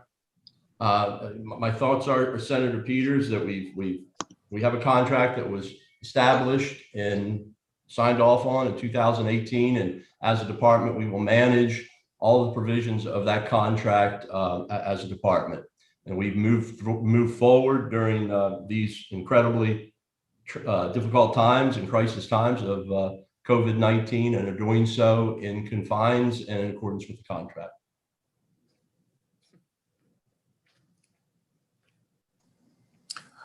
Mike McKay. Thank you, Mr. Chair. Secretary Green, good to see you, sir. You as well, sir. Thank you. So with that contract with Corzine, was it in compliance with the Duval consent decree? The Corizon, thank you for that question, Delegate. If I understand it, the Corizon healthcare contract provides services that are within the Duval consent decree and have been, as was the previous contractor and any medical contractor or service provider we've had since the Duval decree has been in play. Okay. Was there any liquid damages? And if so, can you get that to the committee at a later date? We certainly will. Thank you, Delegate McKay. We'd be happy to provide that information to you. Thank you very much. Thank you, Mr. Chairman. You're welcome. I don't see any more. If I do, if I'm overlooking anyone, speak up as we're sort of looking virtually here. I don't see any more questions. So with that, Mr. Secretary, thank you so much for your testimony and your responses. And we all look forward to any requested data and information requested by your agency. That will conclude the agency's testimony at this time. We do have public testimony from individuals who have signed up to provide public testimony, and they are as follows: Mr. Bruce Bariano, Wexford Health, Corey Johnson, JOTF, Dorian Johnson, ASME, Denise Gilmore, ASME, Eugenia Stepney, ASME. So within that order, I'm going to call you, so just be ready. And we do have a 2-minute time limitation close to that public testimony. And at this time, Mr. Bariano, go right ahead. Welcome. Welcome. Can you hear me properly? Yes, sir. Thank you. Chairman Haynes, Chairman McCray, members of the two subcommittees, thank you for the opportunity to speak. What's important for you to understand is that this medical contract of Corizon's. Corizon is a company that bid this contract $50 million less than the incumbent, could not perform the contract under the monies that they bid it on. Since that period of time, they've become owned by a hedge fund called the Flack Group, which only takes bottom feeder companies by their very name. So you had a company that since they had the contract, they've been trying to get more money in order to operate and run the contract. The material I gave you indicated that 4 times they went to the governor's office to try to get more money and they were turned down. And then COVID unfortunately occurred. The department gave them a contract to give them $3.2 million a month, which but for the fact that in June of 2020, unanimously, the Board of Public Works rejected the contract and told them that the department was all wrong in giving such amount of money. They, by that time, had given them over $9 million. And if you look at the other paperwork, during a similar time period, they're only supposedly spending $1.1 million a month. So they received during that 3.5 months before the Board of Public Works stopped it, $4.6 million unaccounted for of state taxpayers' monies. And even if they get federal money to cover it, Corizon got an additional $4.6 million, which has never been accounted for, that allegedly was for COVID expenses. But when they showed expenses, it indicated that their costs are only $1.1 million a month, not 3.2. So the department has been giving Corizon monies that they don't deserve, that they should not be receiving, to help them stay alive. To my knowledge, they have received no liquidated damages assessments, even though their staffing levels have not met the requirements of the contract. And now they've gone back to the Board of Public Works and they're getting another $24 million for COVID expenses. And they were told originally, when they were rejected unanimously by the Board of Public Works that you shouldn't have entered into the contract you did. You wasted state monies. And most importantly to this committee is the department is not being held accountable. They're internally auditing things to their form. But the point is at least close to $5 million, $4.6 million has been wasted and given to Corizon and has not been accounted for. And that's money that the state could have used for a lot of other uses and purposes.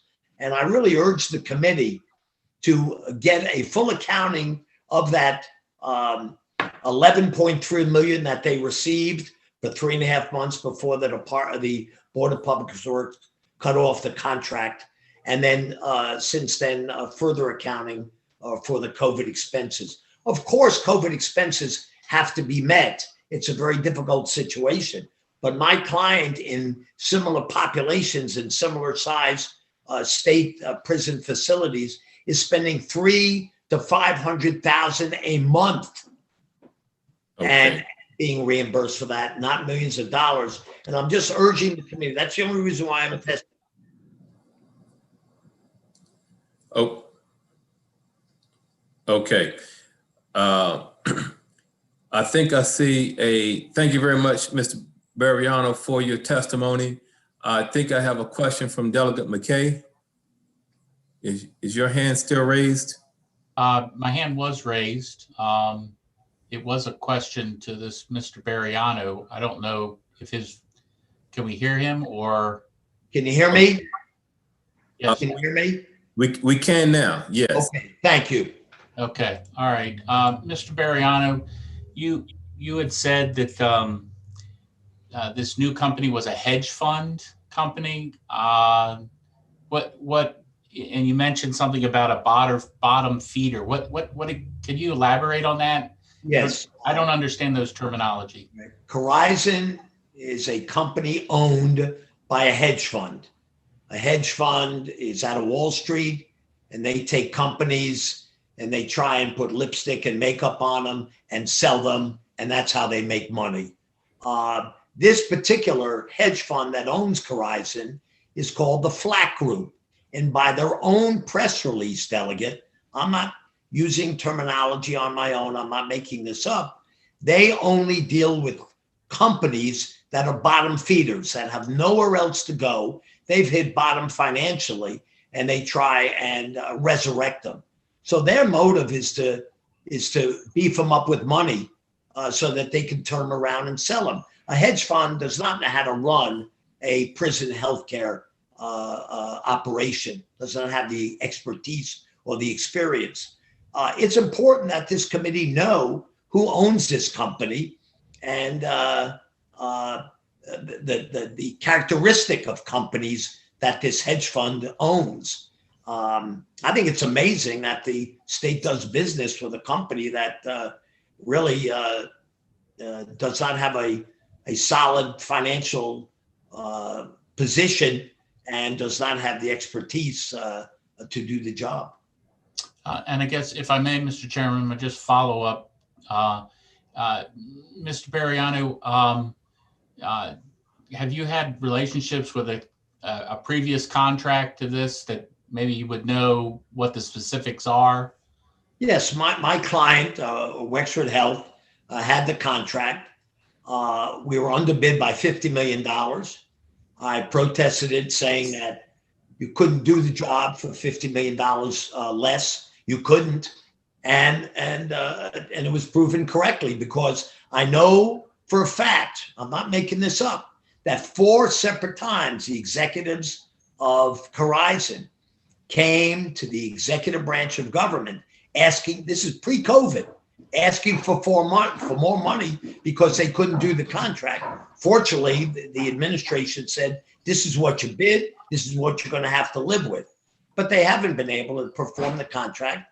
And I think COVID has been a very unfortunate situation that has been utilized to get additional monies. At the very least, they've gotten $4.6 million unaccounted for of state taxpayers' monies. And whether it's covered by federal funds or not is irrelevant. Those federal funds could go to other things in the state of Maryland and not into Horizon's pocket. And it should be accounted for. And it hasn't been, and the department hasn't insisted on that. Okay, so just to be clear, you have your client Wexford is a client of yours, correct? Yes, sir. Yes, All sir. right. Thank you, Mr. Chairman. Thank you, Mr. Bariano. Thank you. Chair McCray, I see you have a senator over there with his hand raised. Senator Saling. Thank you, Mr. Chairs. Mr. Bariano, I want to thank you for the information. I like to find a way, if these monies were from the taxpayers of the state of Maryland, and these federal funds, are taxpayers' money also. I like this, if it's possible, that we can get these records stating the facts that, of course, they couldn't do the job because they underbid, but these other monies that they got, that seemed like they weren't recorded. If there's a way we can find this information out, I think it would help our subcommittees and maybe answer some questions. Well, Senator, I think the subcommittee could ask the department to require Horizon to turn over how they used the $11.3 million they received for 3.5 months at $3.2 million a month. Then the committee would know if that money was used properly or not used properly. It's taxpayers' money. I think that's part of, respectfully, the functioning of these committees and these budget hearings. Thank you. Thank you. If we could, kindly, chairs, find out maybe this information too. I think there should be accountability, transparency, and that's not asking for too much. Thank you very much. Thank you. Thank you so much. Do we have any other questions? Seeing none, will say is, thank you so much, Mr. Bariano. What I will say is, Mr. Secretary Green, you may be hearing from both chairs as members are requesting some additional information as well. So with that, because we do have some time constraints going on with our subcommittees, we're going to move to our public testimony at this time and continue with our public testimony and bring up Corey Johnson from JOTF. Go right ahead. You're welcome, and you can go ahead and begin when you're ready. Good afternoon, Chairman Haynes, Chairman McCray, and members of the subcommittee. For the record, my name is Corey Johnson, and I'm an attorney and the Senior Policy Research Analyst at the Job Opportunities Task Force. A little about our organization: we are committed to developing policies and advocating for programs that increase the skills, job opportunities, and incomes of low-wage workers in Maryland. On February 22nd, in the DPSCS Division of Pretrial Detention budget briefing in front of the House Appropriations Committee, the pretrial detention unit indicated that it projects a $9 million decrease in spending and outlined that in 2022, it projects to spend 77% of its budget on personnel, 11% on inmate medical expenses, 10% on operational expenses, and has only reserved 12% of the budget for other. In an effort to eliminate barriers to employment post-release and to increase public safety, we encourage the Department of Public Safety to allocate a portion of the remaining 12% of their budget to the following: 1, the expansion of the diminution credits program; 2, elimination of various burdensome criminal justice fines and fees; and 3, fund a pretrial electronic monitoring program for indigent individuals. First, in regards to diminution credits, currently the average reading level of the 19,332 incarcerated individuals in the Maryland prison system is between the 5th and 8th grade. Less than half of these individuals have a high school diploma when they enter the correctional system. The National Center for Education Statistics identifies that there is an inextricable connection between lack of education and crime, as it indicates that a lack of education drives poverty rates, which consequently leads to crime. This is demonstrated in national statistics where states with higher levels of educational attainment also have have crime rates that are lower than the national average. A National Institute of Justice study found that with vocational training, the recidivism rate drops to approximately 30%. With the GED, the recidivism rate is decreased by 7.9%. With an associate's degree, the recidivism rate drops to 13.7%. And with the bachelor's degree, recidivism drops to 5.6% of released individuals. Encouraging incarcerated individuals to not only participate, but complete educational programs is a matter of public safety by equipping individuals with education that allows for a pathway to meaningful employment. We ask the department to invest in expanding this program.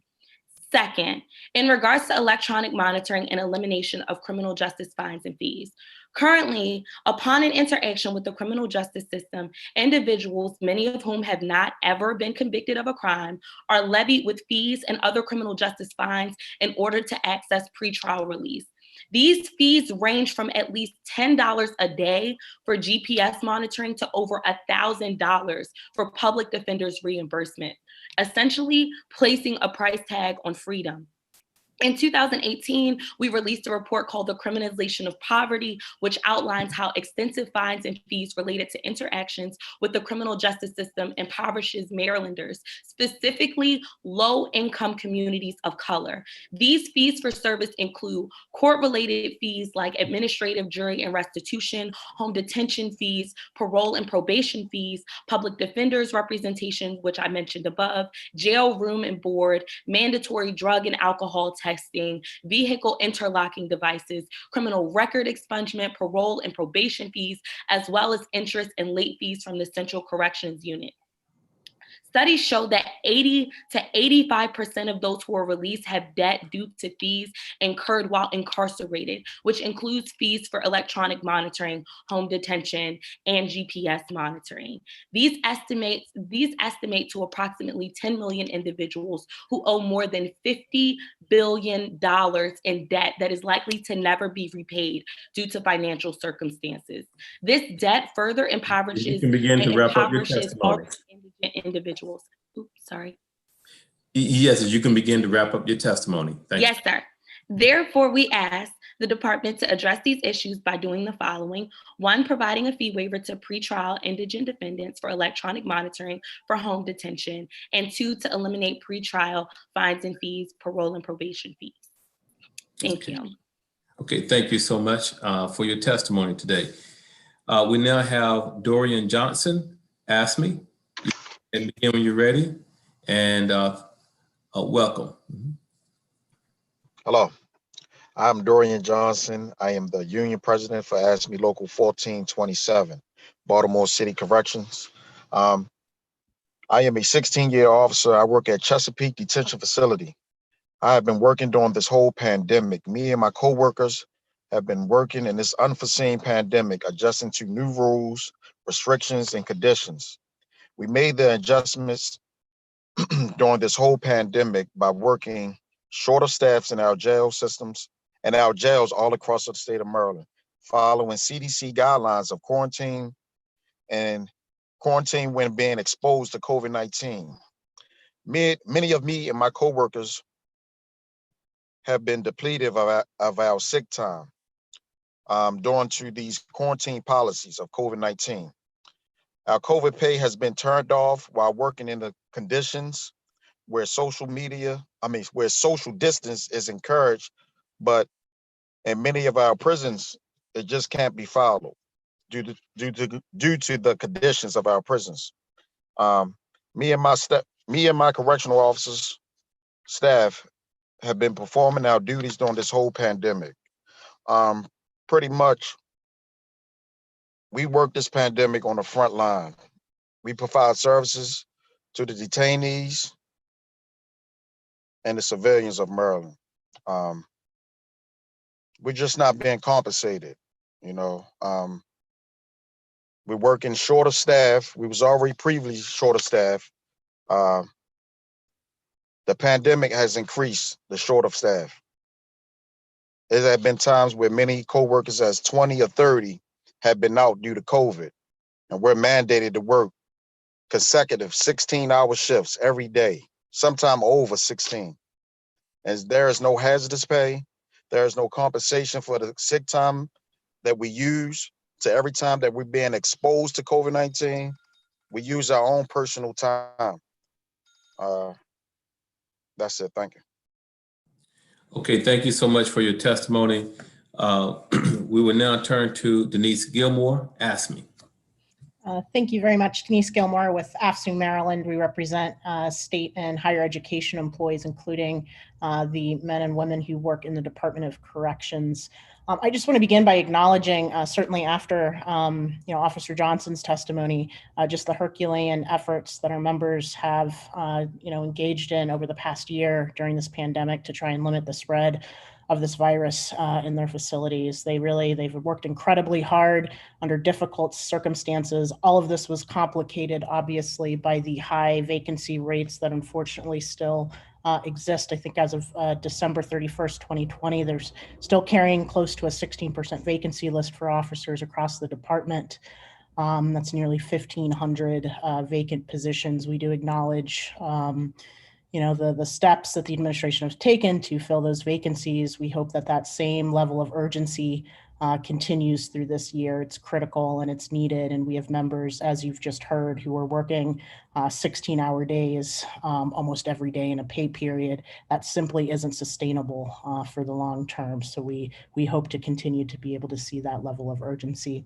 The last point I want to just highlight before we have another member of ours come up is we are opposed to the closures of the pre-release units on the Eastern Shore and in Southern Maryland. We have an officer who is prepared to speak a little bit more about that directly after me, but we would hope to get another examination on if the juice is worth the squeeze on closing those pre-release units. They play an important function for reentry for inmates, and our members who work there take a lot of pride in the work that they do to get members ready for release. So with that, thank you very much for your time, Mr. Chair. And I think we've got Officer Stepney, who's to testify as well. Thank you. Okay, thank you so much, Ms. Gilmore. Eugenia Stepney, ASME Maryland. Go right ahead and welcome.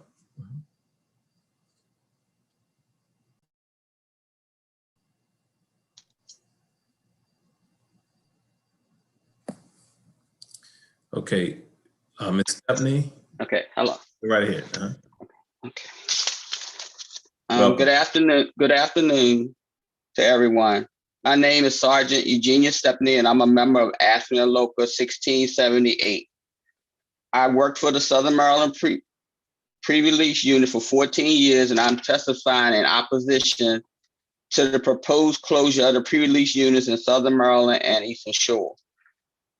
At Southern Maryland, we help prepare inmates who live in the Prince George's, Charles, Calvin, and St. Mary's County for their release, reentry back home. When they're in our program, they learn job skills and make connections with employers so that when they get out, they have some money in their pockets. They can go home. They go home and have a job perspective ready where they live. There are two types of job programs that we have. We have detailed jobs, like working with SHA to pick up litter on the highways, Veteran Cemetery helping with grounds maintenance, DNR fisheries for oyster restoration. We also have a successful farm program detail where inmates learn how to farm, produce food, and this has been donated to needy families down in the Southern Maryland area. There are also work release jobs where private employers train our inmates on job skills in their restaurants, auto shops, electrical, plumbing, etc. Oftentimes, these employers hire our inmates when they're released, so they provide references to help them get jobs with other local area employers. Some inmates already have job skills when they come into the program, like carpentry or cooking. And because I live here and I have been working with the program so long, I have knowledge of the employers in the region who participate with us and can set up interviews for them based on what job fit for employers and the inmate. They also learn life skills in our program and get access to counseling. It's rewarding to see the guys doing well for themselves. I see them out in the community after they've been released, and it's always good to see them doing well and they haven't gotten back into trouble. The state says they're doing this to save money, but I don't think it's going to save as much money as they think it will. I believe the plan is that they will send inmates from Baltimore or Jessup, and then they have to be transporting them daily back and forth to do the details. If an inmate is detailed with SHA in St. Mary's County, for instance, this means they have to travel 2 to 3 hours down here, will work for 5 to 7 hours, then we'll have another 2 to 3 hours back, depending on traffic, it could be more, back to Baltimore or Jessup. The region will have to go with them to supervise the transport, which means that they will be more overtime to accommodate this 16-hour day. The St. Mary's SHA shop is only 26 minutes from our current facility. If an inmate becomes ill, there would be no facility close by to give assistance to those officers if needed. Our inmates also won't have access to work release jobs down here anymore, which means those valuable connections won't be here for them when they get released. This decreases the likelihood that they'll be successful in re-entry when they return home. And that increases the chances of ending up back in prison. I've helped countless numbers of inmates in my time. When they leave our program, most of the time they don't come back. We live in these communities, in the Southern Maryland region. And we're investing in our inmates at Southern Maryland because we want to see our communities thrive. We want to see clean roads and needy families fed. And we want to see these inmates enter our communities again and be successful. Thanks for listening and allowing me to testify. I ask that you oppose the closure of our pre-release unit. Thank you for your time. Thank you so much for your testimony. Are there any questions collectively for our members of the public who have provided testimony today? I see or hear none. At this point, this will conclude our hearing on the Department of Public Safety and Correctional Services, the Corrections Department. If the respective committees will now turn to our final budget hearing for today, the Department of Juvenile Services, we have our budget analyst, Mr. Nicholas Konzelman. Nicholas, you can go ahead and begin your analysis right now. And welcome, and you can go ahead and proceed. Great, thank you, Mr. Chairman. Let me just share my screen. Okay, so jump right into the fiscal 2022 analysis for the Department of Juvenile Services. We can see that the budget increases by $8.6 million or 3.4% in fiscal 2022. It's largely driven by an increase in personnel expenditures that is offset slightly by decreases to the residential per diem expenditures in the 2022 allowance. You'll also notice that there's about $5 million in reimbursable funds showing up as that purple bar in fiscal 2020. And this is CARES Act money that was provided to the department to increase some residential per diem salaries, as well as provide sanitation services to departmental facilities. In Exhibit 1, we can see a 5-year trend for juvenile arrests in Maryland, and it's down by about 16.3% over the past 5 years. However, it is worth noting that the arrest rate does increase by 6.2% in calendar 2019 as compared to calendar 2018. In Exhibit 2, we can see the complaints that have been referred to the juvenile justice system over the past decade. And it's had a pretty steady decline over the past 10 years or so, with a pretty sharp decline in 2020 and 2021 year to date. And this is attributable to the fact that those sharper declines rather are attributable to the fact that the closure of schools have led to a decrease in the influx of complaints. And so the closure of schools over the past year have really led to this decline there. In Exhibit 4, we can see that the population trends sort of mirror that same decline as we saw in the complaints. We see that the secure detention population and then the post-adjudication pending placement population have declined pretty sharply in 2020 and then 2020 year to date. Though it is worth noting that the adult court authorized detention population reflected in this green bar here has become steadily a larger percentage of the detained population, and that's reflected in this black line here. And so with the 2021 year-to-date statistics, the adult court population now reflects about 53% of the detained population. And this is pretty much attributable to the fact that there's a longer average length of stay for the adult authorized population. This is something we've been seeing pretty regularly since 2014 when the adult court population entered DJS custody. There are no adjudication or rather limitations on the adjudication timeline for the adult court population, whereas for their juvenile system counterparts, there's a 30-day limit on the timeline there. Jumping now to Exhibit 6, we can see the committed population. And again, total committed ADP has steadily declined over the past decade. And it's particularly worth noting that the out-of-state population has pretty steadily declined. And the department has done a really good job at bringing the out-of-state youth back into Maryland. And currently the average daily population for those youth is just 13 as of 2021. Looking at recidivism populations, we can see there are 2-year and 3-year metrics reported for each of those cohorts. We can see for the 2-year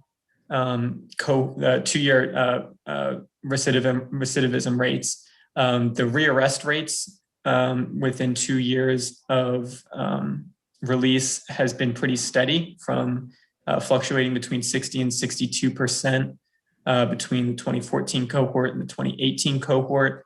However, we have seen in adjudication and recommitment that the 2-year recidivism rates have actually declined, the readjudication rate falling from 32% to 28%, and the recommitment rate falling from 25% to 19%. And so it does suggest that while policing efforts are not necessarily reducing recidivism rates, the juvenile justice system is in fact reducing 2-year recidivism rates for youth re-entering the system. When we look at the 3-year rates, the 3-year rates are a little bit more stable. Rearrest rates falling from 68% to 67%. Readjudication rates going between 34 and 35%, and recommitment rates between 26% and 29%. And so those positive trends that were in the 2-year release metrics have not necessarily carried over into the 3-year release metrics. When we look at the fiscal 2020 closeout, as I noted before, there's $5.3 million in CARES Act funding that has been provided through the Maryland Department of Health, and this provides salary enhancements to residential direct care staff, the acquisition of some portable bathroom facilities to accommodate greater social distancing, and sanitation contracts for departmental facilities. In fiscal 2021, there were $15.4 million in reductions adopted by the Board of Public Works. Some of those big ticket items include realigning per diem funding with population declines, eliminating some vacant positions, as well as the closure of 2 facilities, the J. DeWeese Carter Center and the Meadow Mountain Youth Facility. And this was done to mitigate costs, but also realign staff and programming. And so while there were no staff lost during the closure of these facilities, it did yield about $1.5 million in savings. In Exhibit 9, we have the agency spending. We can see that 70% of the allowance goes towards personnel and contractual expenditures, which is not surprising considering that DJS is one of the largest agencies with nearly 2,000 regular positions in their oversight. The next biggest chunk there is for youth programming at 13%. Looking at the proposed budget change, like I said, budget grows by about $8.6 million or 3.4%, driven largely by the fact that there are increases in personnel expenditures, some annualized cost of living adjustments, some increases in overtime earnings, as well as an increase in earnings due to the increase in employee retention. And so that allows for higher salary bases there as well. On the population side, as I noted before, the increases are offset by falling populations. And so the per diem funding has been cut back in accordance with that. And so we're seeing decline in funding for food services, medical contracts, and more generally per diem expenditures, as well as education expenditures. There is one item here, $9.9 million. That's a technical adjustment recognizing interagency agreements and reflecting that in the proper subobject. And we are asking the department to provide a reconciliation of the funds budgeted in this subobject to provide a little bit more clarity on what this increase is actually reflecting. Looking at the residential per diem funding, this chart shows essentially that the residential per diem expenditures shown in those blue lines on the bottom have really kept in pace with the per diem average daily population. The allowance includes about $11 million in per diem funding, while the per diem ADP has really steadily declined over the past decade. And recently we see a sharp decline, again, due to fewer complaints entering the system, the juvenile justice system, but also limitations to the judiciary's adjudication abilities due to the pandemic. Looking at the personnel, we see that there's a decline to 12 positions on the contractual side. However, overall vacancies are about a percentage point below their budgeted turnover, which is worth noting considering that direct care vacancies have been a regular concern for DLS and the General Assembly over the past several years. In Exhibit 12, we can see that the department has really made quite a significant amount of progress on improving community direct care retention, as well as residential direct care retention. We can see on the community side of things, the linear trend shows a decline of about 2% in community direct care vacancies. And on the residential side of things, a more significant decline, falling between 17% in the beginning of fiscal 2016 to about a little over 2% at the end of calendar 2020. And so this improved retention has been not only a function of the fact that the department has gone through significant lengths to increase retention programming for their staff, but also the economic downturn has promoted retention among employees. In Exhibit 13, we can see that the caseloads for community supervision has likewise declined, again, due to fewer youth within the system that require community supervision, but also increased retention and increased filled positions. So sort of offsetting that on both sides of the equation. In Exhibit 1, just to give an overview of how the coronavirus pandemic has impacted juvenile, the DJS facilities. The department has done a really good job at providing universal testing to all of its detained and committed populations. And they note that they provide universal testing typically on 4 instances: when a youth is found to be symptomatic, when a youth is pending transfer, when a youth first enters the juvenile justice system, and at any other point that medical staff deems it necessary. In Exhibit 14, we can see how the testing operations have really ramped up over the past 6 months. The positive tests for youth and staff have remained around below about 7% positivity rate, while the total staff test has averaged above 1,000 tests per month for staff and above 200 tests per month for youth. The department is also shifting its focus now towards rolling out vaccines for its staff and its youth. They have noted that they require 200 doses of the Moderna vaccine, 190 of which have currently been administered, though we are asking the department to comment on the percentage of youth and staff that have been successfully vaccinated to provide a little bit of context for how far those available doses actually go. Exhibit 15 is just showing the number of, or rather the eligible groups based on the phasing for the vaccine priority, and the state is currently in phase 1C.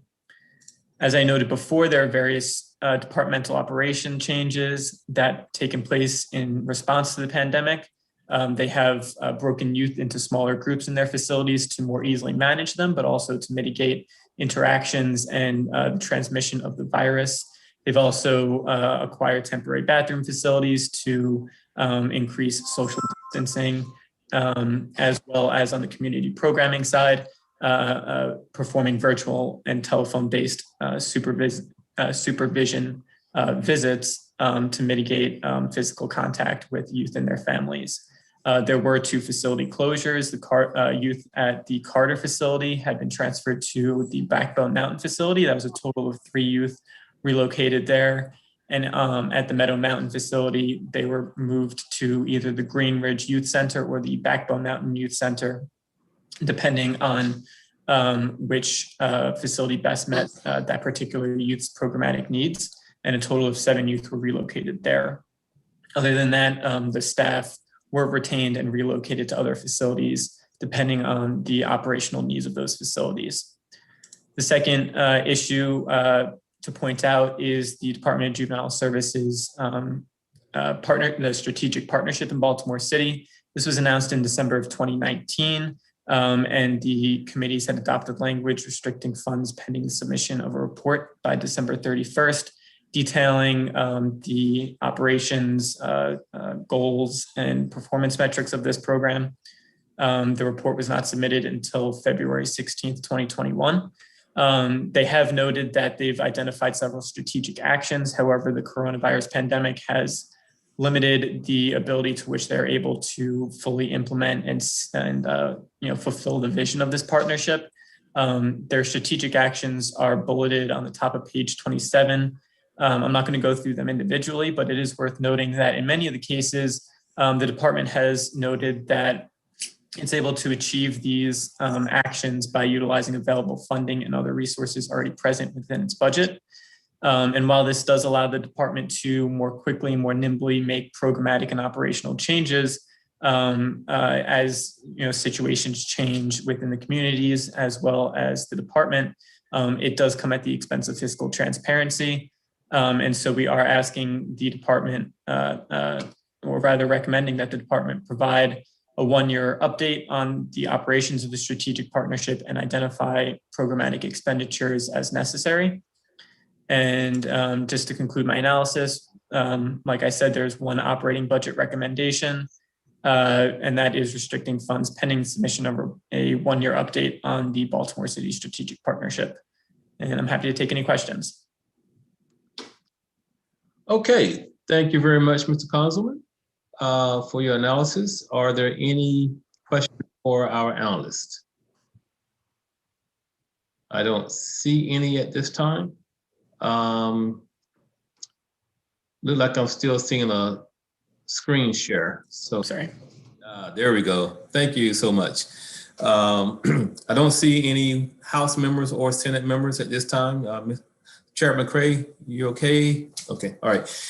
We'll go ahead and move to our agency, the Honorable, excuse me, hold on one second. The Honorable Sam Abed, Secretary of the Department of Juvenile Services, Mr. Michael DiBattista, Chief Financial Officer, And we also have public testimony that is scheduled to testify after the agency response. And so, Mr. Secretary Abed, I want to thank you for coming today along with your Chief Financial Officer, and welcome, and go ahead and proceed when you're ready. Thank you, Mr. Chairman, and thank you, both Chairman, Chairman Haynes and Chairman McCray, and members of both committees, Sam Abbott, Secretary for Department of Juvenile Services.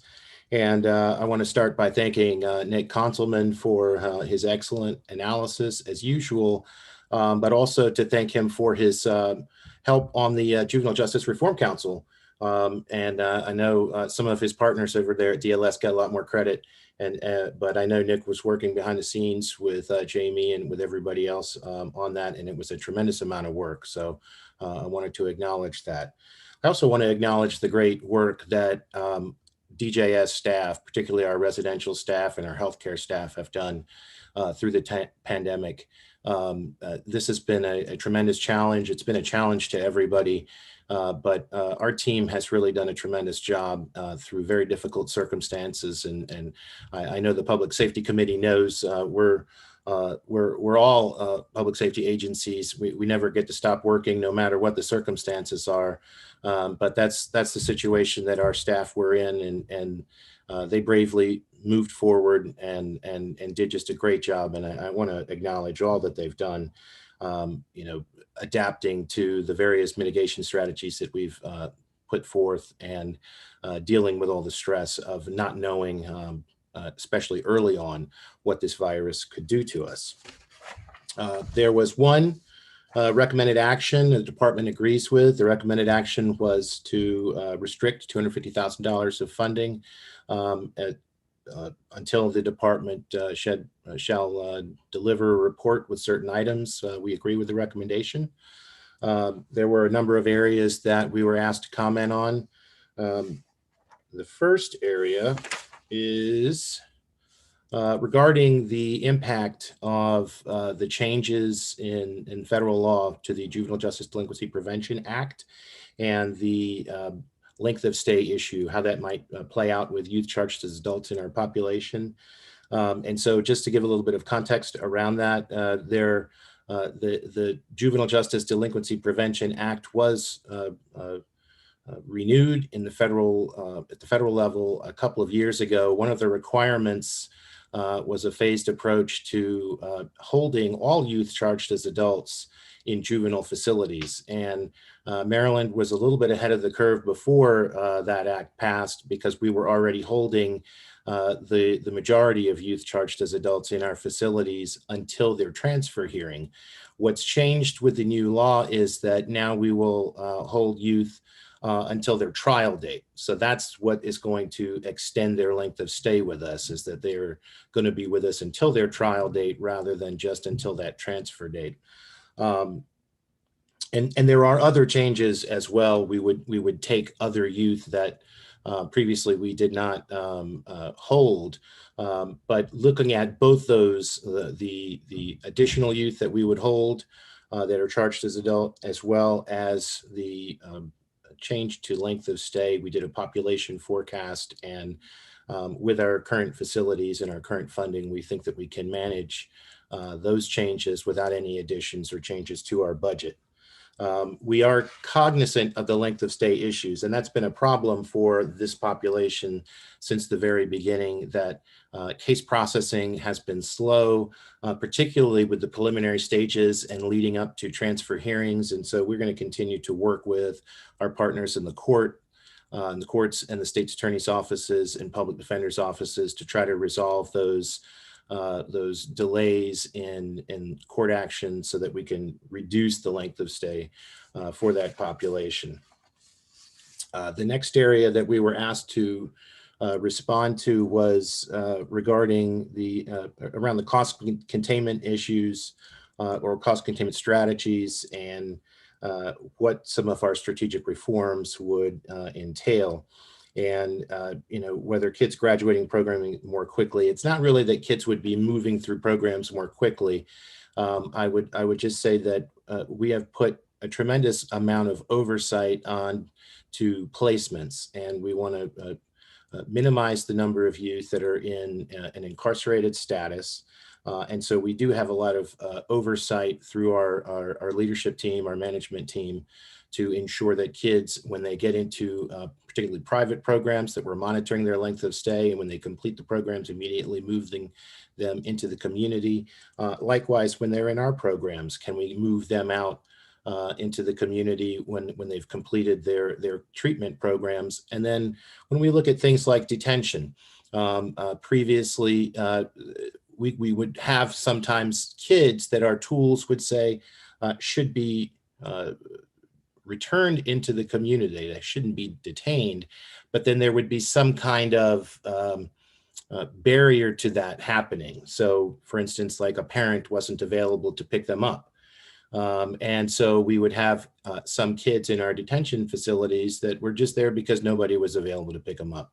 Now we are, again, with that additional oversight, pushing to engage with families and find other family members that can come pick up that young person, because we don't want to have somebody in detention or in an incarcerated status that doesn't need to be.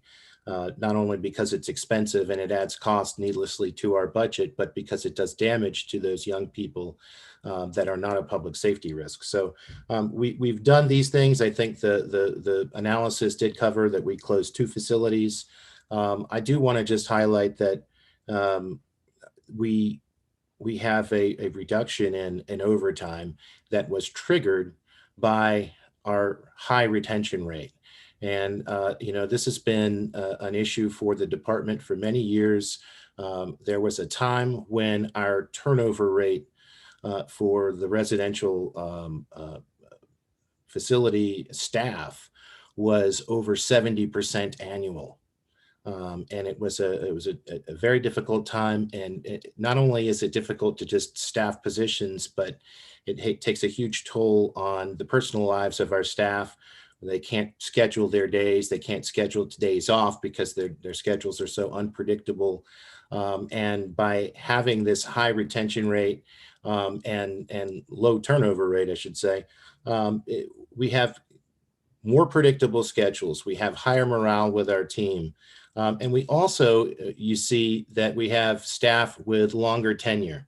And while that does cost us more some in salary, we get a huge benefit from that longer tenure because we have more experienced staff that are more capable of dealing with our young people by talking to them without having to use their hands or to use restraint techniques because that knowledge and experience they gain by being on our staff for a lot longer. So I wanted to highlight those areas.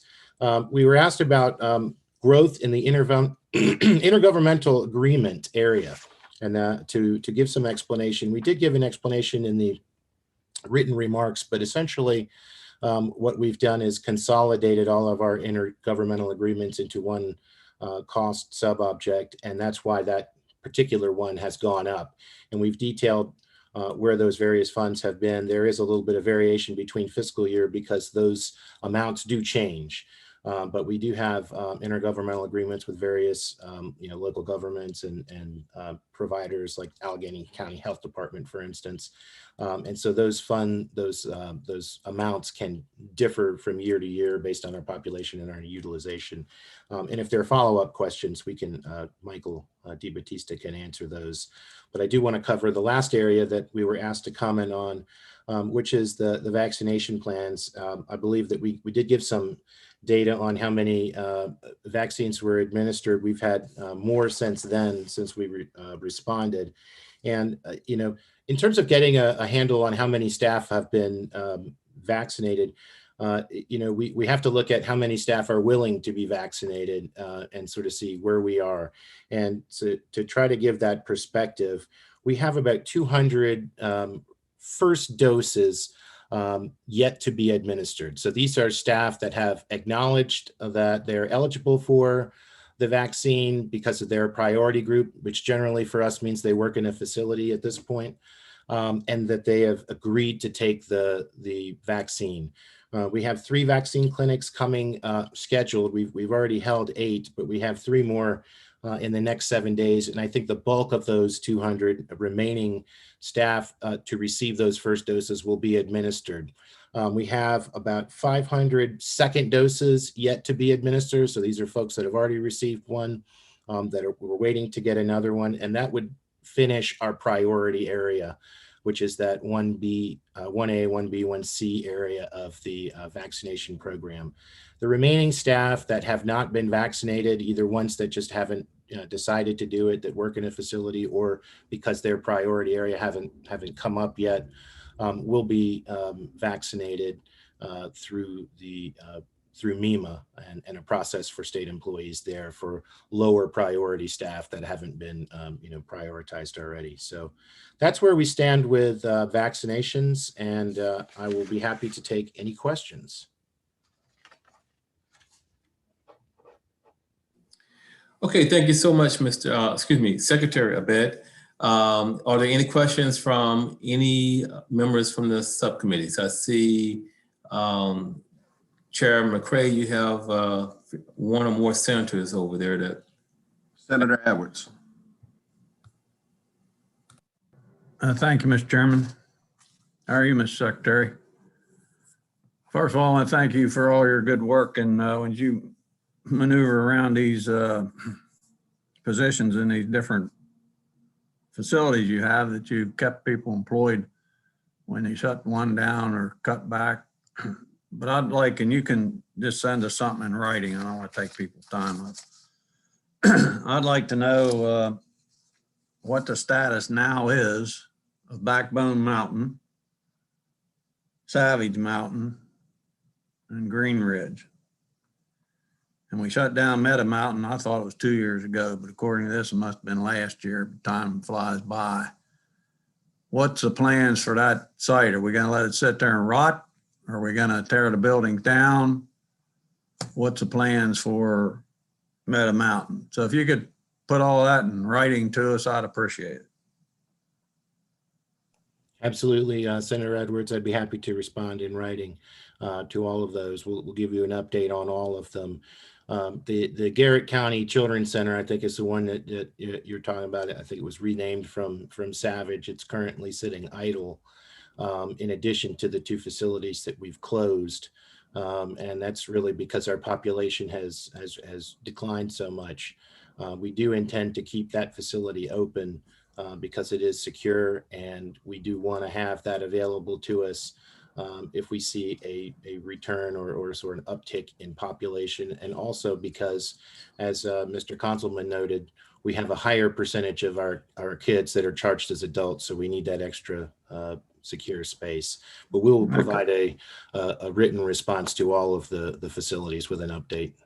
I'd appreciate it. Thank you very much. Thank you, Mr. Chairman.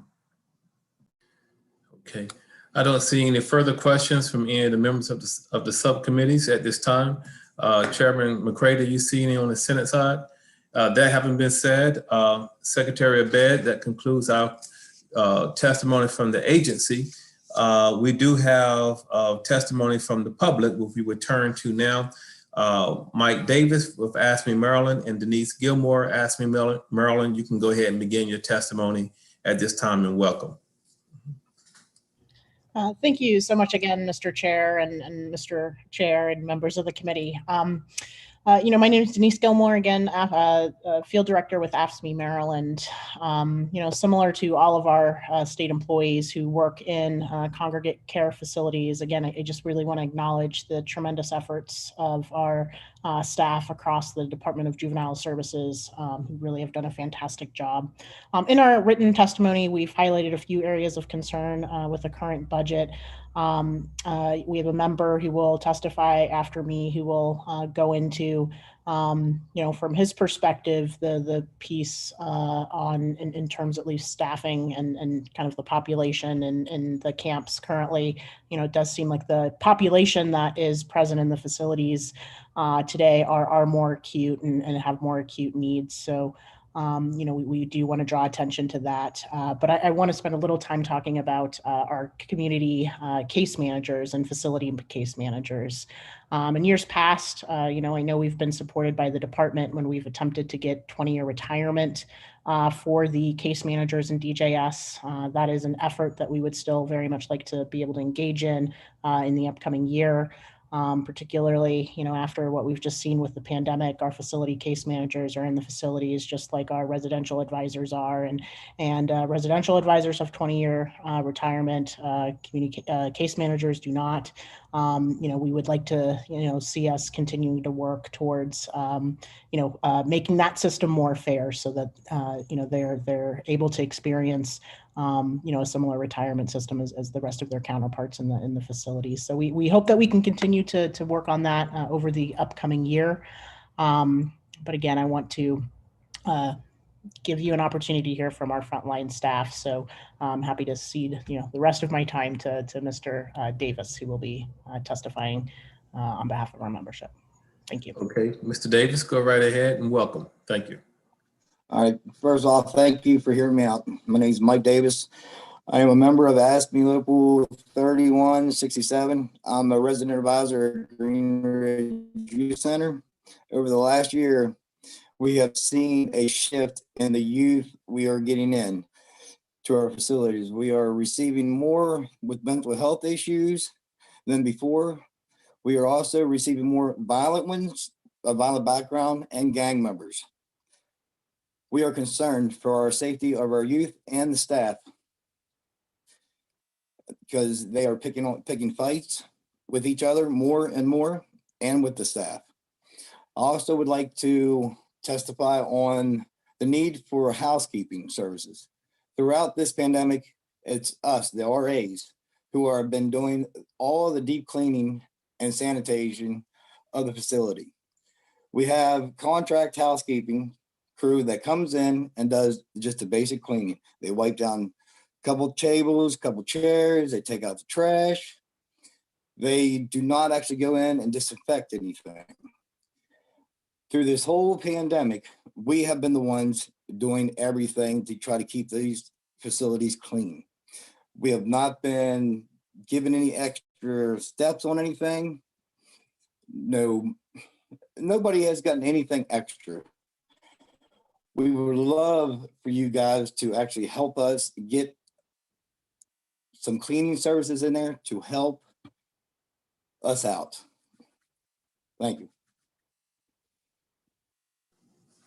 Okay, thank you so much for your testimony. I don't see any further questions from members of the subcommittees. And with that, that will conclude our hearings for today. And thank you so much. And with that, everybody have a great day.